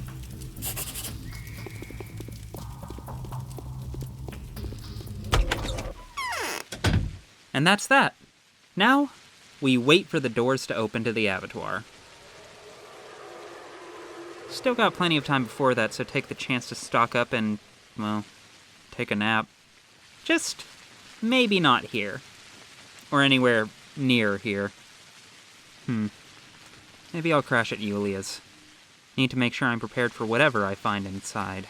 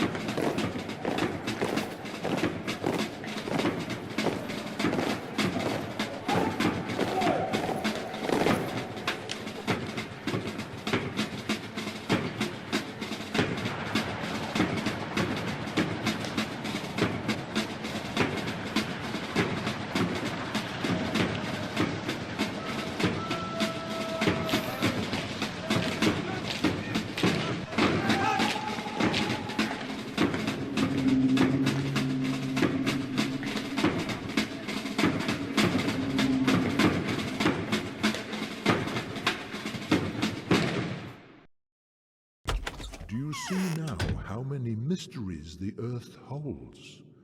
The more terrifying the mystery, the deeper it lies, and the fewer wells can reach them. The bowels of the abattoir were turned inside out. There are beasts there. It's filled with roots and dirt. The underground doors opens easily, but you can only go through if there's a grave behind it. Hopefully you catch my drift? There's nothing to lose anyway. The soldiers will be here tomorrow. Let's risk it. You're free to go anywhere. To the right, to the left, upwards, and even downwards a bit. You're welcome to make sure there are no tricks. Who cares? It's all the same in the end. Okay! Ow! That felt uncalled for, but I'm back now. Hello, this is day 9, I believe. Depending on how long I was out. Concussion feels great, by the way. Also, hi, nice to meet you. I believe you just saved me from getting my ass beat by literal cavemen. Commander Block, right? I'm glad that you've made it, Bachelor Dankovsky. What were you doing in the abattoir? I was looking for you. Is that so? Ex-Governor Saburov told me where to look for you this night. I seek your advice. What have you discovered about the epidemic? Can it be stopped, and what can the army do to that end? I never expected you to be so straightforward. I don't want to be an arrogant fool who listens to no one courtesy of a big gun like the one I have on the sidelines near the station. You are an expert, and I want to hear your expert take on the current state of affairs. Plenty of experts around. I doubt it. Do not overestimate my significance. I feel a fighting man in you. Someone who thinks before he strikes. Someone who takes responsibility for his blows. Who chose a worthy opponent and is capable of vanquishing it. We are two warriors, and it is our task to deal with the evil threatening to spread across the whole country from here. I am doing my duty. No need to blow things out of proportion. A person with power who takes expert opinion seriously. Unrealistic. Well, he seems aggro yet earnest. Which, yeah, makes sense. Military hero and all. Also, Christ, my phone blew up while I was out. 5 letters just got shoved in Daniel's pocket. Points to the messenger for commitment, I guess. Let's see, 1 from the Inquisitor, another from Victor Kane, and then 1 apiece from Laura, Yulia, and Anna. All of them asking to speak with me, because of course. Alright, that's pretty straightforward, shouldn't be too much of an issue. Just a couple quick laps around town. Everything still in my inventory? Yep, cool. Seems like everything's in order. Why is it 2 p.m.? Block, why is it 2 p.m.? Wait, shit, right, sorry, you wouldn't understand that. Why is it 1400 hours? Are you telling me that fucking caveman owned me so hard I lost over half a day? This means... Oh shit. I only have 10 hours to take care of everything I need to today. And... oh god. Which one of these is the main quest? Ice Pick, which one of these is the main quest? None of these are marked. I have no way of knowing which of them to prioritize right now, and less than half the amount of time to complete any of them than normal. Please, evil Sackboy, have mercy on me! Okay, deep breath. Let's be rational about this. The Inquisitor is probably a safe bet to start with. We'll just head to her and work from there. With proper planning and a little bit of good luck, I'll hopefully be able to get through today without going absolutely feral. We got this. Let's go. Hey Eglaya, how's it cracking? Need to find Artemy? Cool, I'm down. Needed to ask him what the hell was in that bottle from yesterday anyways. Huh. This isn't the main quest though. Surprising, but not the end of the world yet. Victor's right across the street. Let's go say hi. Praying that whatever Victor has in store isn't too stressful. Okay, so the Canes are planning on dying soon. That's cool. Well, all the Canes except Maria. And maybe Khan. Not of the Sandpest or anything like that, though. But rather it seems like Victor and Georgi are... well, They keep trying to make it not sound like a self-sacrificial ritual to bestow Maria with power. But it sure sounds a whole lot like a self-sacrificial ritual to bestow Maria with power, and there's clearly no way I'm talking them out of it. However, in about 2 to 3 days, there will come a time where the children have to leave the polyhedron. Otherwise, the not sacrificial ritual won't work. So someone needs to talk to Khan, and convince him to order the kids out of the tower when the time comes. And he's still not letting anybody inside, except you. Oh, and good news. This is the main quest. Cool. Time to climb the polyhedron again. Always enjoy the tranquil mood of hiking up this thing. It's super cozy. Except not today, cause oh my god, it takes forever to climb this thing. I haven't complained about the walking speed until now because honestly, I find it relaxing most of the time. Gives me lots of time to digest all of the terrible traumas this town is putting me through. But right now, on this time limit, torture. This is literal, actual torture. That bell is going to be the shittiest kind of ill omen today. I can feel it in my bones. Howdy, Khan. We need to strike a deal. What do you want? I need several military rifles. Ammo included, obviously. Oh, is that all? That seems fair. I'll just head back down to town and pick a couple up. Especially since this is the main quest and it's not like I have any choice in the matter anyways. So it's all good, no worries, I got it handled. Be back in a few hours, kid. Peace. Where the hell am I going to get 5 rifles? Look, I'm still loaded, but I'm not that loaded. It took me 4 days to get my hands on 1 rifle, and now I have 9 hours to get 4. How the hell am I supposed to do this? This is absurd, dude. Cruelly, spitefully absurd. Someone is absolutely fucking with me, and I will find them. Alright, stay calm. Stay calm. There's options. The army did show up today, and they seem to have nothing but rifles. Because they sure as hell did not bring food. Fuck. We have to go run errands anyways. Let's just ask around and see if anyone has any lead. Start by talking to Laura, and work from there. One thing at a time, as always. Got this.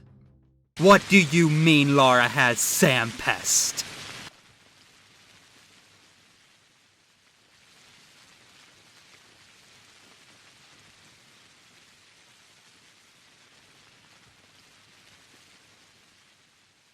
Who was supposed to protect you? Wiki?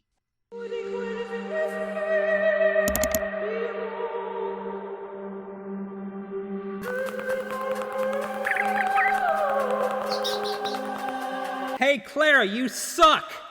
Thanks. You too. Well, this is what I've been saving up those schmouters for, I guess. Can't just save them for my own bound. Have to make sure everyone's taken care of.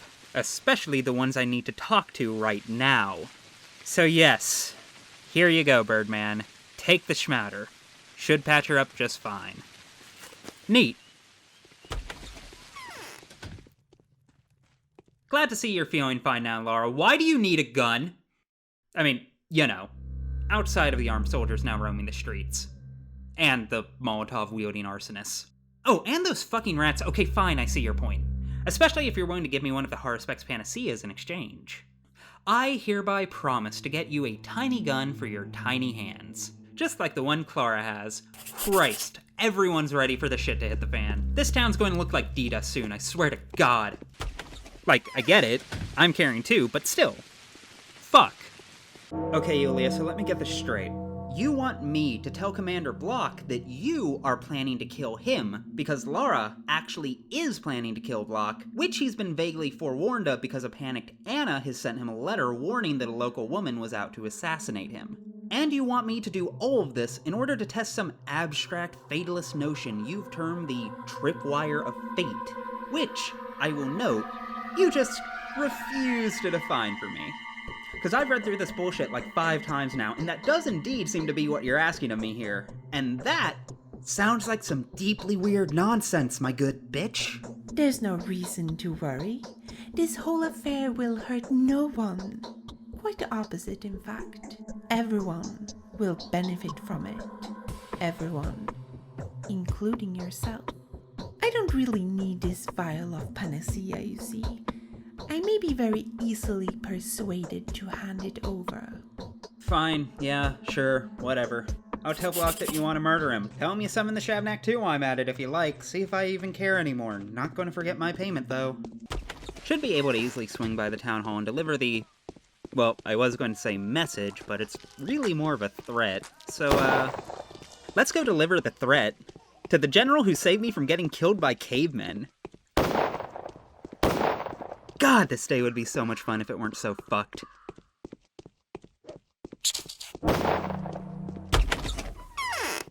Hey, Block. Don't have time to talk. In a real rush. But Yulia said she's going to assassinate you. Should probably have a guard keep an eye on her or something.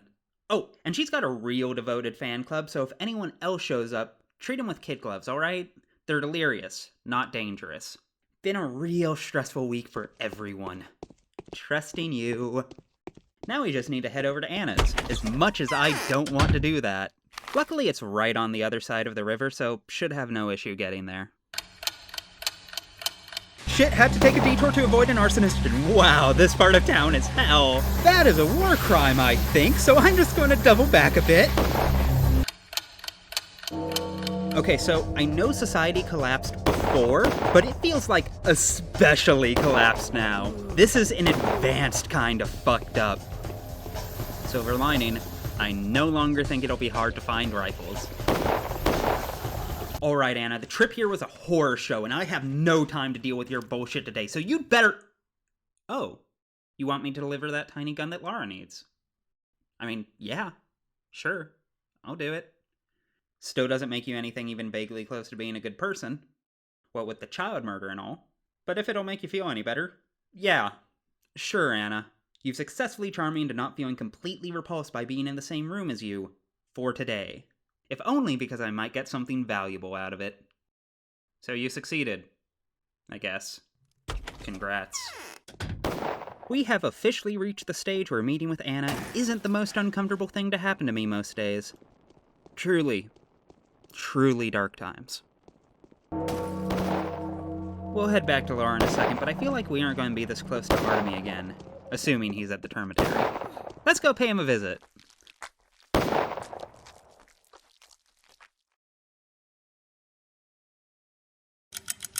Got stabbed! Okay, cool. Chugged a whole bottle of Novocaine to cope with the pain, both physical and emotional. And now we're finally on the other side of that madness, and yet I somehow don't feel any better. Also, yay, now we get to play room search again. Artemy, you here? Artemy? Artemy? Artemy? Artemy? Artemy? God damn it, I know you're here. Where are you? I don't got time for this. Oh my god, I do not have time for this. Why are there even this many empty rooms in this building in the first place? Oh, right, the mass murder. My mistake. That was deeply insensitive. Apologies. Please have some morphine. God, I'm fucking stupid. Ah! There you are, Temmie. Alright, better get back in character. You first.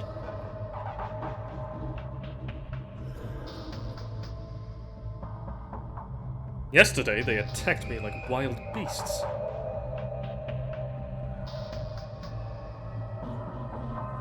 So what, am I supposed to become one of your kin then? Thank you, but no. Aglaya Lalik has lost track of you. She asked me to tell you she was worried?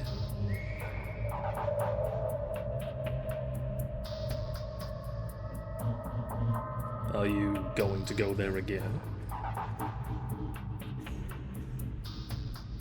Can you find something out for me? This is very important because, obviously, I won't ever get inside.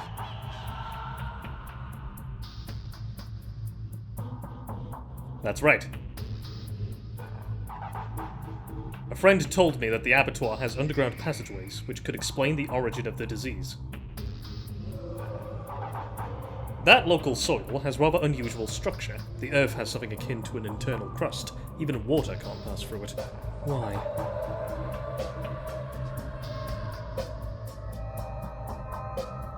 No, Vlad the Younger claims otherwise. I suspect there is a sort of shaft or cavern under one of the buildings here, some spot where this filth is built up.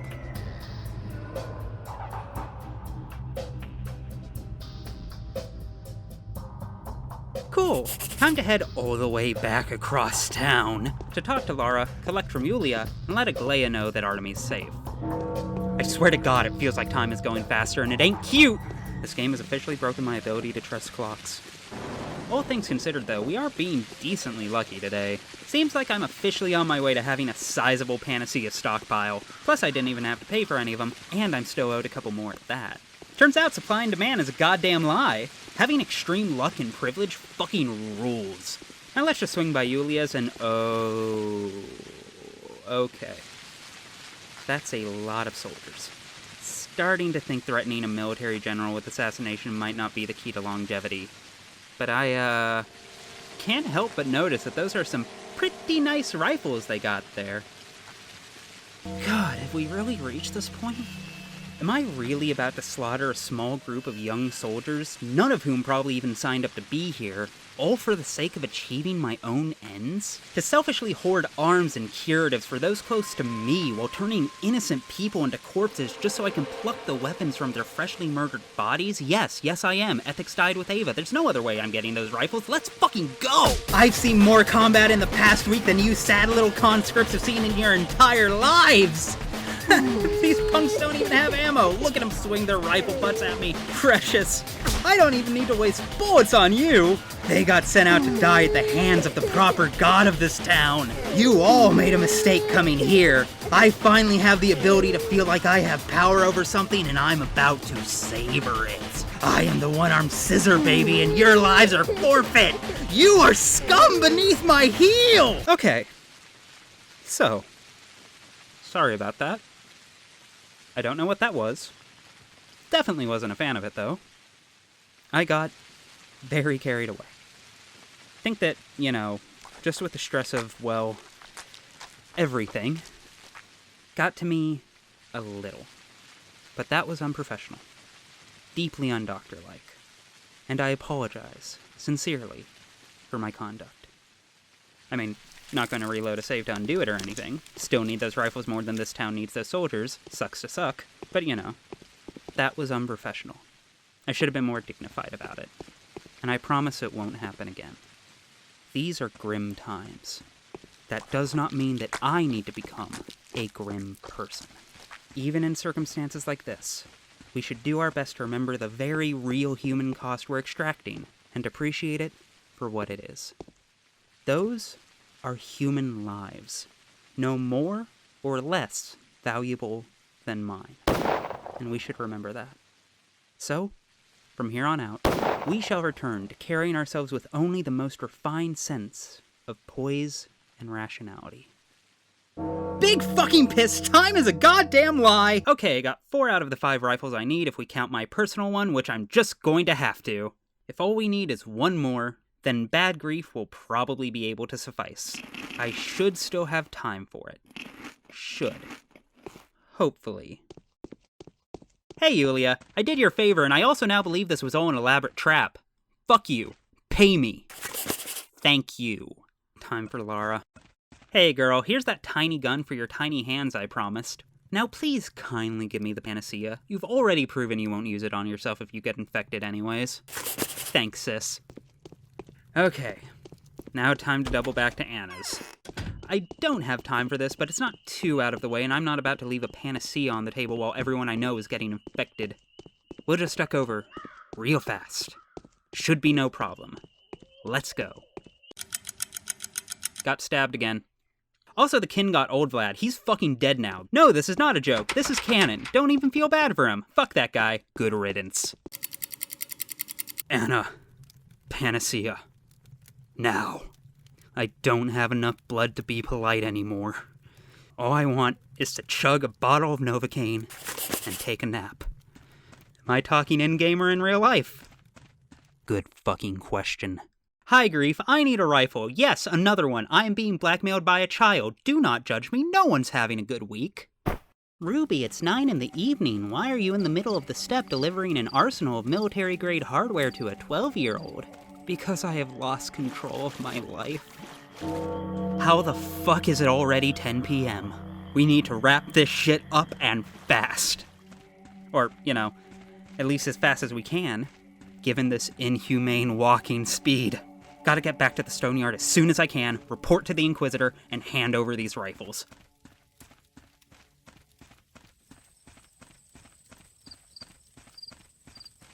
It's like they made the microwave corridor from MGS4 into an entire game. Hi, Aglaia. No time to talk. Artemy's fine. Can I please have money? You're the best. Good shit. Now all that's left to do is... Okay, now that one I know is bullshit. There's no way it's been an hour. Gotta sprint up the polyhedron, and quick. God damn it, I'm so close yet so far, and I still need to have time to actually examine the inside of this thing. Why did Peter not install an elevator? Someone make him watch the second half of Revolutionary Girl Utena, for Christ's sake. This is torture. This is how this game turns walking into torture. Hell, it's how it turns existing, period, into torture. I miserably regret literally every single second I wasted standing still today. Shut your mouth, doghead. Let me inside.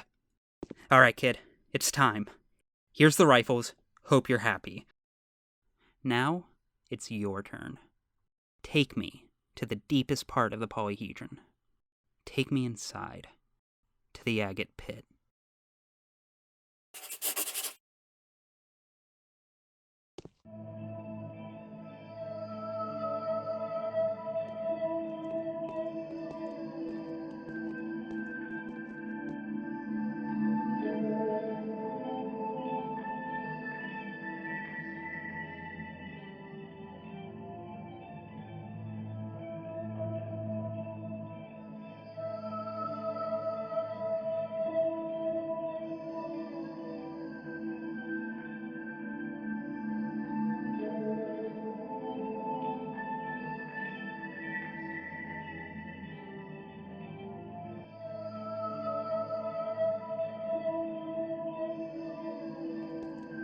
Oh. Oh my. This is beautiful. Like, I realize this still looks like a muddy, low-res, mid-2000s PC game, and the music is definitely doing a lot of the heavy lifting here, but there's a real distinct mood here. Maybe it's because this is the first time I haven't had a gun to the back of my head all day, but something about it feels comforting. The purple and orange hues on the walls carry a strange nostalgia to them, while the platforms twisting upwards, juxtaposed alongside massive paper cranes and warm lanterns, can't help but create this almost kaleidoscopic feel of shifting patterns. There's a sense that this is a place which is not static, despite the fact that none of the lines appear to be moving. God, Capella, what were you talking about saying this place is dead? This single room has more heart in it than every cold stone in the abattoir ever could. This does, undeniably, feel magical. More magical than anything else I've seen here. No, that's not the right word for it. Something about this place feels transcendental. Important beyond just what it means for the town. And it really has kept all these kids safe. All these staircases to nowhere. Yeah, this was definitely made by Peter Stamatin. Honestly, I would kind of prefer to hang out here and unwind for a while, but need to return to the outside. Still have some stab wounds that need addressing. But first, let's finally get an explanation.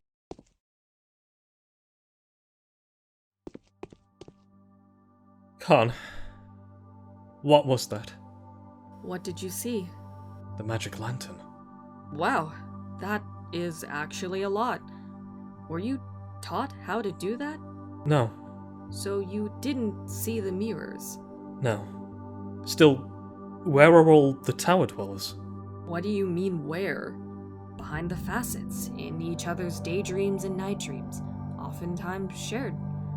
Only those who have been pushed out wander the stairs. Pushed out? Some dreams threaten death and danger. If a child dies, they're pushed out onto the stairs. They can return in later, but it usually takes them a while to recover. And, well, some of them do return to the stairs voluntarily, unable to withstand the emotional intensity. Are you sure you're not pulling my leg? You're a grown-up. You will never be able to comprehend this. Adults see nothing inside. Why else would Peter Stomatin drink himself twire-eyed? This is why. He created the most magnificent sorcery there is, but he cannot see it. Can you imagine the torture he has to endure? Yes. It's excruciating. Goodbye, Kant. Thank you for bringing me back my childhood. If only for a moment. I've already forgotten what it's like.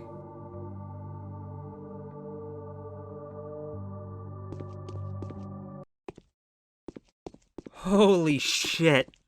It was down to the wire there, but pulled it off. This was easily the worst day so far. At least on a mechanical level. But honestly, still went way better than my first run. That one, I was so pressed for time I had to drop Aglaea's quest after I'd already talked to Artemy because I only had about 20 minutes to climb the tower and finish the quest. So lost that pile of money, which completely fucked up the rest of my run. This run was actually way less stressful. I mean, I still wanted to die every step of the way. But at least I did not cry this time. I mean, come on, look at me. I even finished with some time to relax.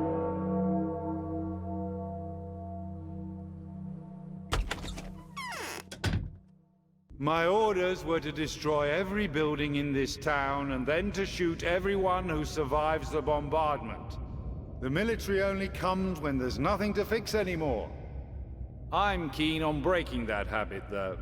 I know that the people that can change the course of the catastrophe have been working here for some time.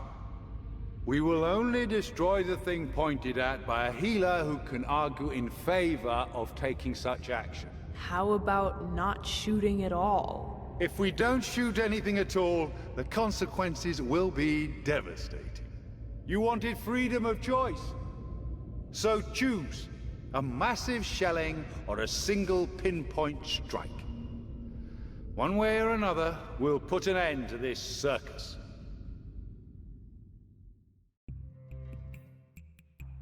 Hi. Welcome to day 10. Doing a lot better now, thanks for asking. Had us a little Novocaine nap. Feeling really great now. Physically, emotionally, and spiritually. Why yes, I did finally try out some of the Twirine as well. It tasted like green licorice, why are you asking?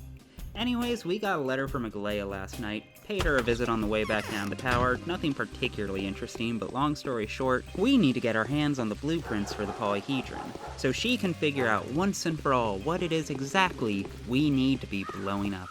Luckily, I think we all know exactly who would have those. Time to pay Peter Stomatin a visit. You guys aren't Peter. What the hell do you mean Peter beat the shit out of some flamethrower troops? That doesn't sound like Peter at all, and despite what the propaganda says, Twirine really mellows you out. Trust me, I'd know. He'd never do anything like this. Huh. But it does sound like someone very close to him.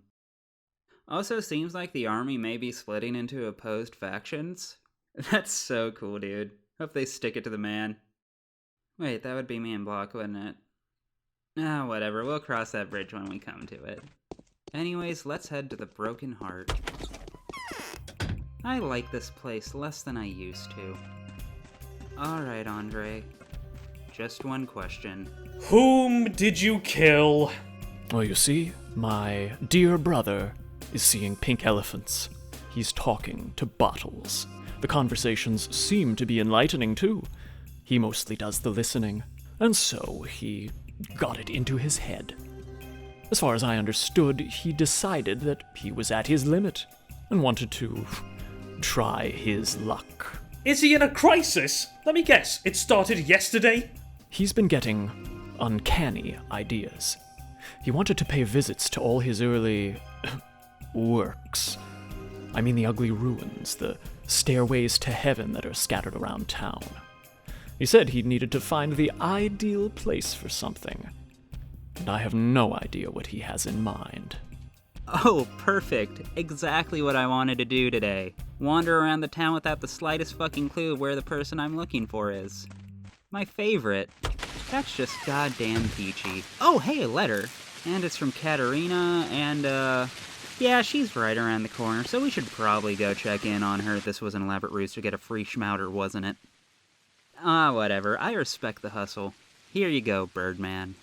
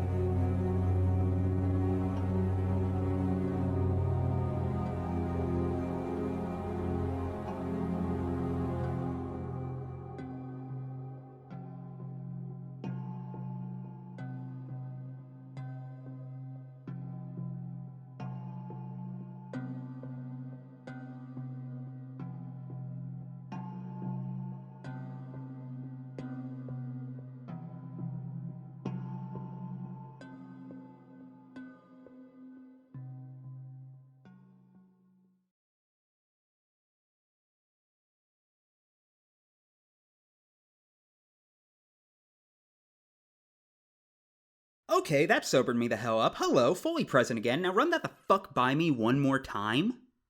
Simon is still alive?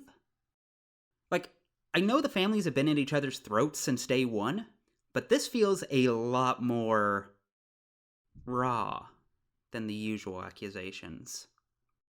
But there's no way in hell... No use speculating. We need to talk to Reuben.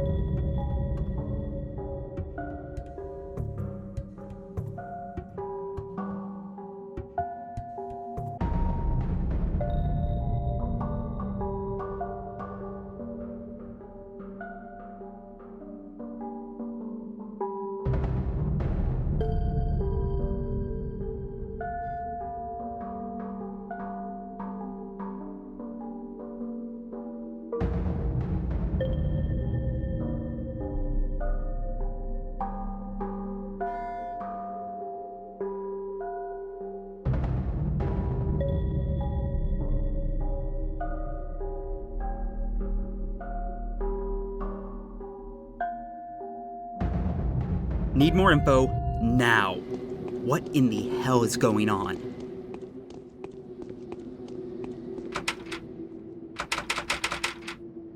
Georgie's door is locked. Weird. First time for that. Deeply disconcerting, but fine. What about Victor?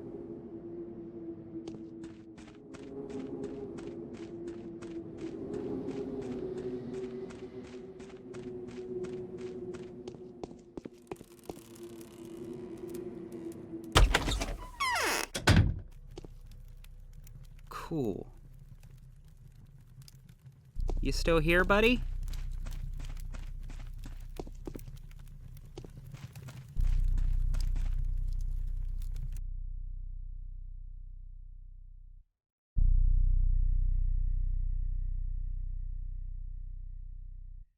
Ask.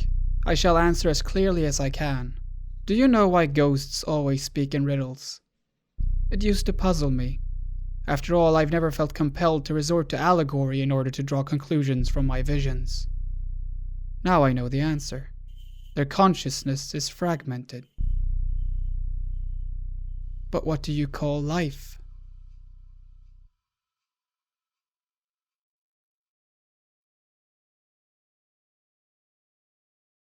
Do you believe in the soul's immortality?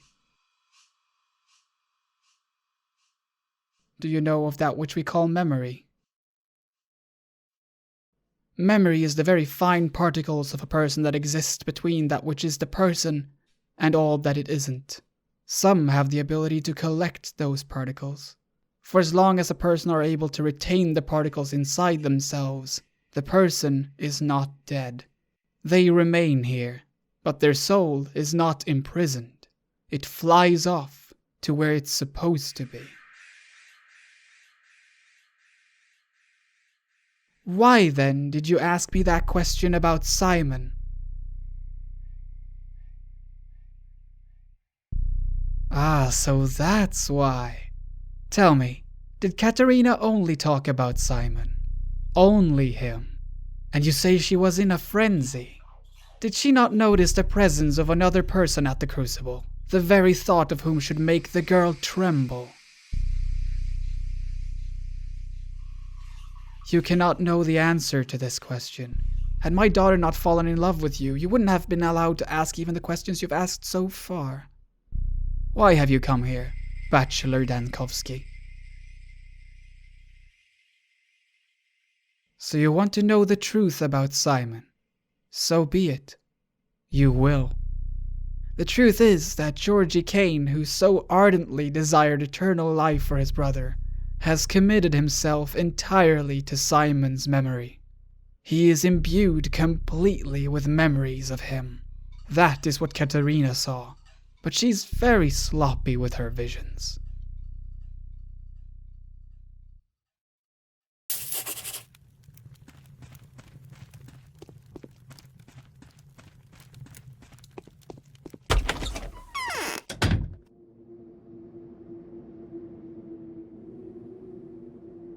So that was Nina, right? Like, beyond any shadow of a doubt, that was fucking Nina Kaina, yeah? Wait, so does that mean that... Oh, shit.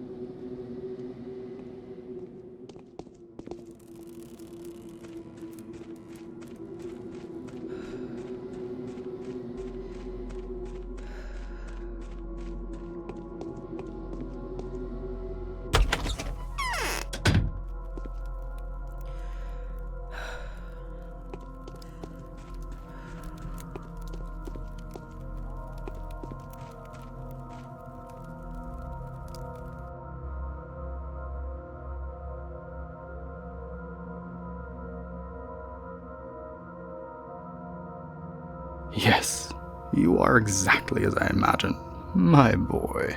When Isidore described you to me, I knew that this is the way I would like my heir to be. Alas, I have never begotten one. I'm not the first Kane to lack a son, and, regrettably, not the last.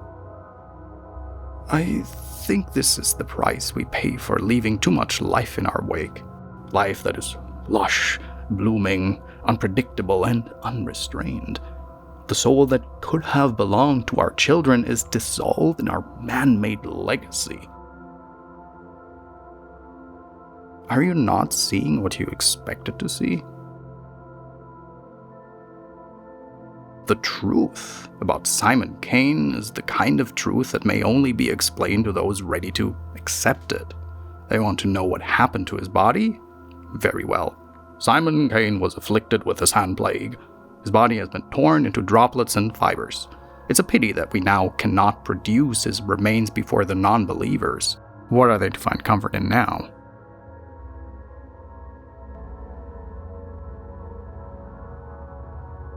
Here is my final request. Tell the Inquisitor that Georgi Kane has gone insane, and that our family is in preparation for collective suicide. That should do. Perhaps she will even leave you alone for another day or two.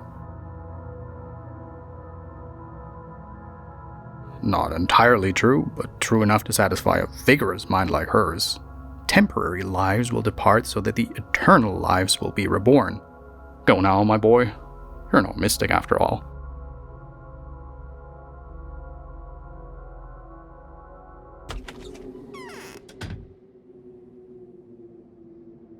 I need to talk to Maria. Now. Please, please, please, for the love of God, have some kind of answers. One blow after another. Clara is becoming a mistress of the earth. A dreadful one, too. She's ruthless and cruel. The changeling is robbing us of the most precious thing. She's dousing Peter's genius. She's tempting him, sowing the destructive seeds of doubt in his weakened soul. Her rhetoric can easily drive him mad. Tell him that I am turning into a mistress. Tell him I can feel the scarlet lava. Tell him I am ready to accept it into my womb. Tell him my mother is looking at me now. I shall become her. I shall overcome her. And I shall build what he had conceived. That is why I'll preserve the tower. Tell him I feel he's with Andre now. Oh, right, cool, that Peter thing is still happening. Totally didn't forget about that in the midst of talking with ghosts. Shit. Whatever she might say, I know damn well that Peter's not with Andre. Already went down that route. Right. Andre said his brother should be near one of his old staircases. Time to start poking around. Peter? Peter? Peter? Peter? Peter? Peter? Peter, you in there? Come on now, this is getting ridiculous. Where the hell is Peter? This isn't Peter either, but looks important. Okay, dude, I get that the Canes have been super shady and wildly weird lately. Trust me, I am aware. But no, I do not, in fact, think that finding a bowl on a bone steak means that we should go literally tear Maria limb from limb. Holy fucking shit, you deranged mutants. Can just one goddamn person in this town have a normal reaction to stimuli for once? Jesus Christ, I'm not dealing with yet another mob today. I refuse.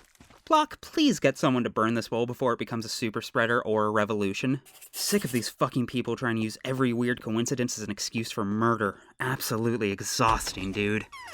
Now, what was I doing? Right, Peter.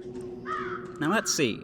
Nope, nope, nope, nope, nope, nope, nope, nope, nope. Fire! And someone's back there. Who's back there? I'm just gonna hop this fence real quick. Hit parkour. Hey buddy, how you doing? Mind explaining the fire? Send me the dark blue flame. I desire to burn down, not in earthly, but in heavenly fire. So please do bring this spicy spirit. Bring me my smoky, dense, odorous sap. I want to burn myself in Twirene.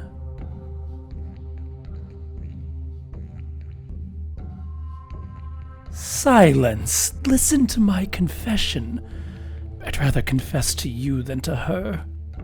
Listen, and I shall tell you of what I had managed to create when I studied architecture. For the longest time, I remained passive and didn't do or make anything at all, except observations. It always seemed to me that any house is so much more than walls, a heart, and a roof. At last, I realized that any building is an edifice, A concurrence of planes, lines, rhythms, and temperatures that can become a perfect vessel for a soul. Not a human soul, no, a bigger one. The soul that no man can communicate with yet, for it has no shape, cycle, or voice. I don't know. Neither did I know or experience this soul back then. I only sensed its existence and loved it in advance.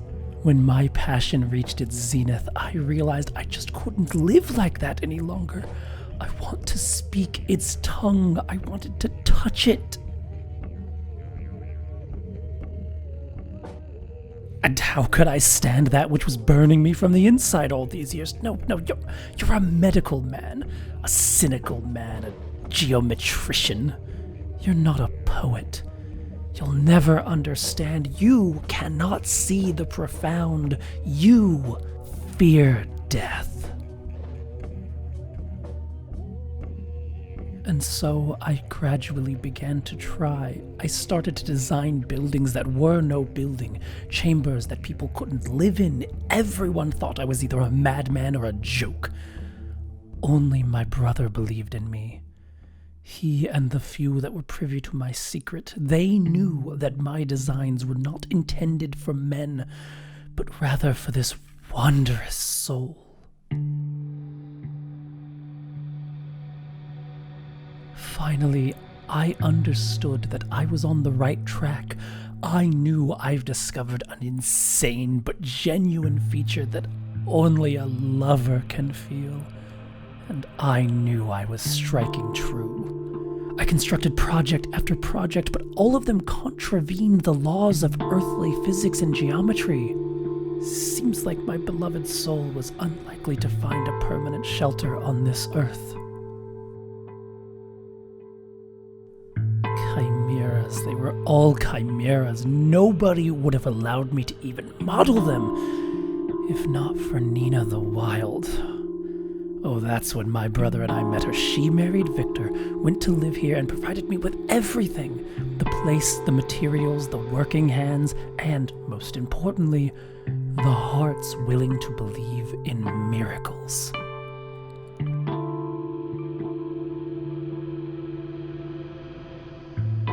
I mean that buildings demand people. Moreover, they demand the people that would demand those buildings back. Museum showpieces, models, abstractions, mind games, these are all not my cups of Twyrene. Nina gave me a whole living town.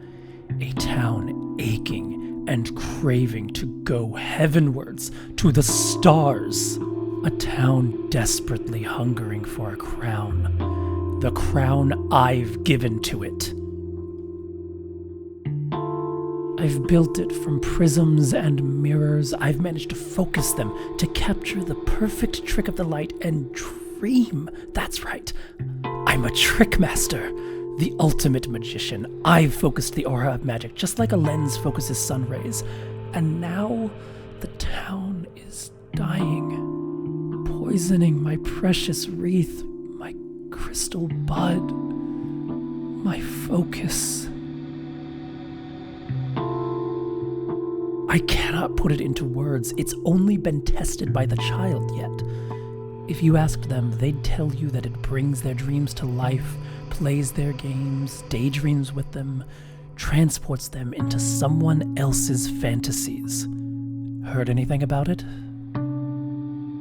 But the Canes could tell you even more. They'd tell you this is a vessel that can hold the most precious substance of all, the focus of a soul. Even they cannot understand what they've been granted. Neither can I, and I will never be able to repeat it. I'm dead. Old boy, I'm thirsty, old boy. Bring me 5 bottles of Twyrene, and you can have the designs. No one would be able to decipher them anyways, and if they do, no one would build it.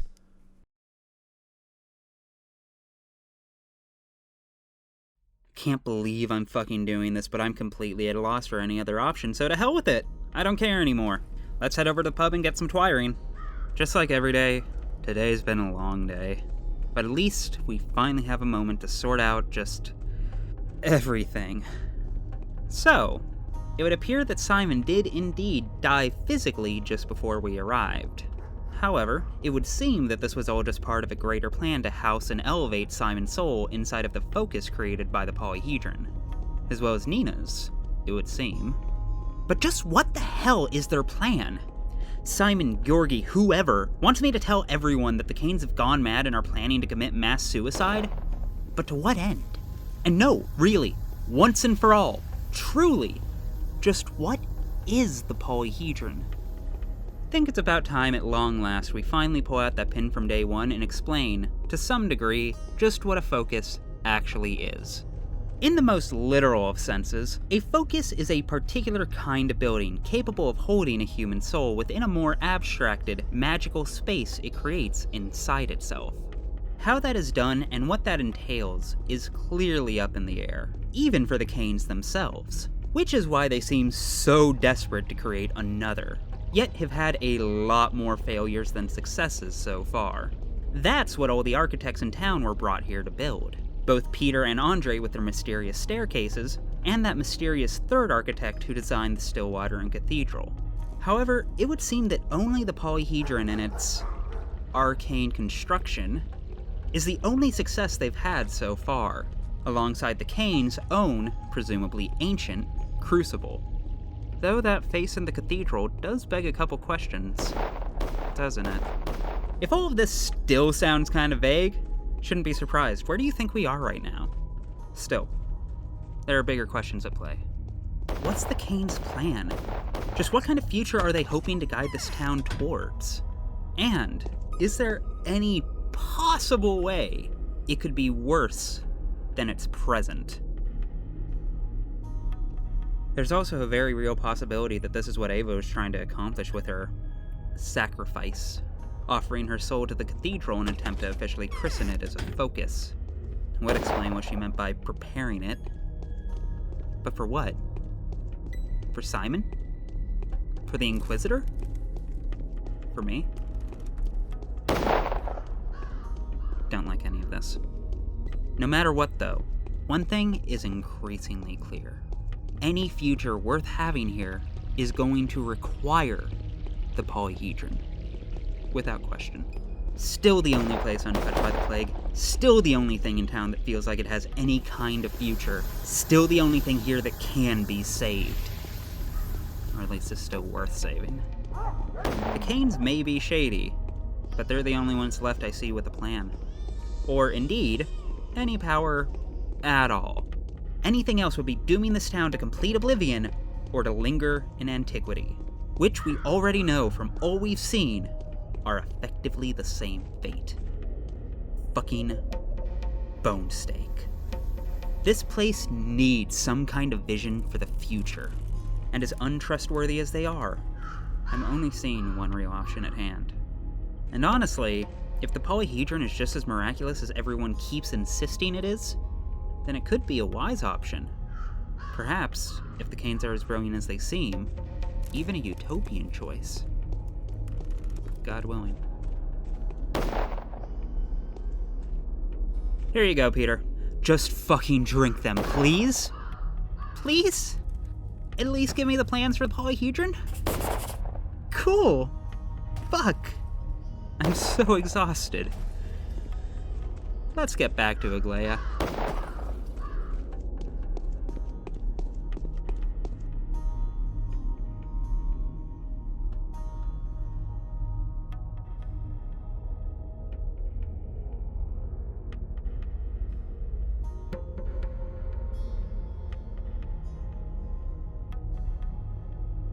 That's out of the question. From what I know about the author, he doesn't have much time left. A wild lifestyle, heightened anxiety, alcohol and hallucinogen addiction, obsessive phobias, remarkably intensive neural stress.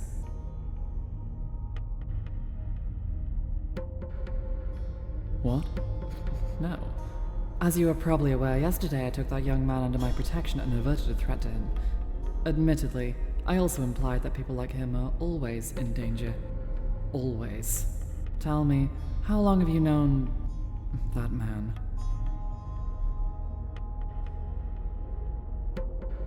Has he ever told you of the similarities the two of you bear?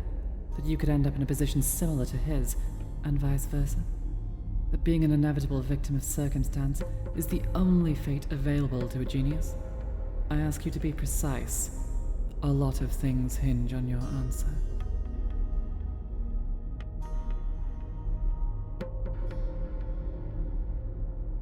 Well, let us take a look at the blueprints then.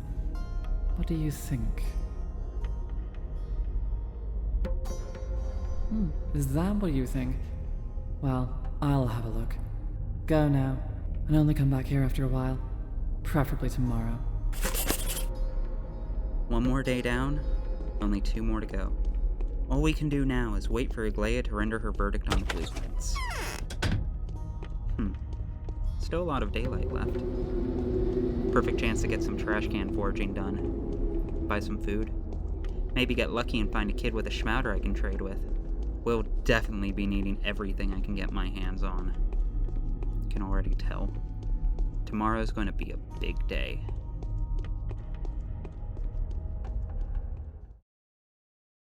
The law of gravity is tragically incompatible with dream catching. Illusions have to be let go of in good time. There is a tricky way to save the specular tower, but there will be casualties. What do you say? The law demands that we remain silent, as if there's nothing to save but this ridiculous tower. There is another tricky way. It allows for saving the town of men, but it also requires a sacrifice to be made. What do you say? The law is impartial. The choice is yours. Is there an alternative way to subvert your ridiculously unfair law? We're just doing our job. Why all the fuss? You've got time. Live some more.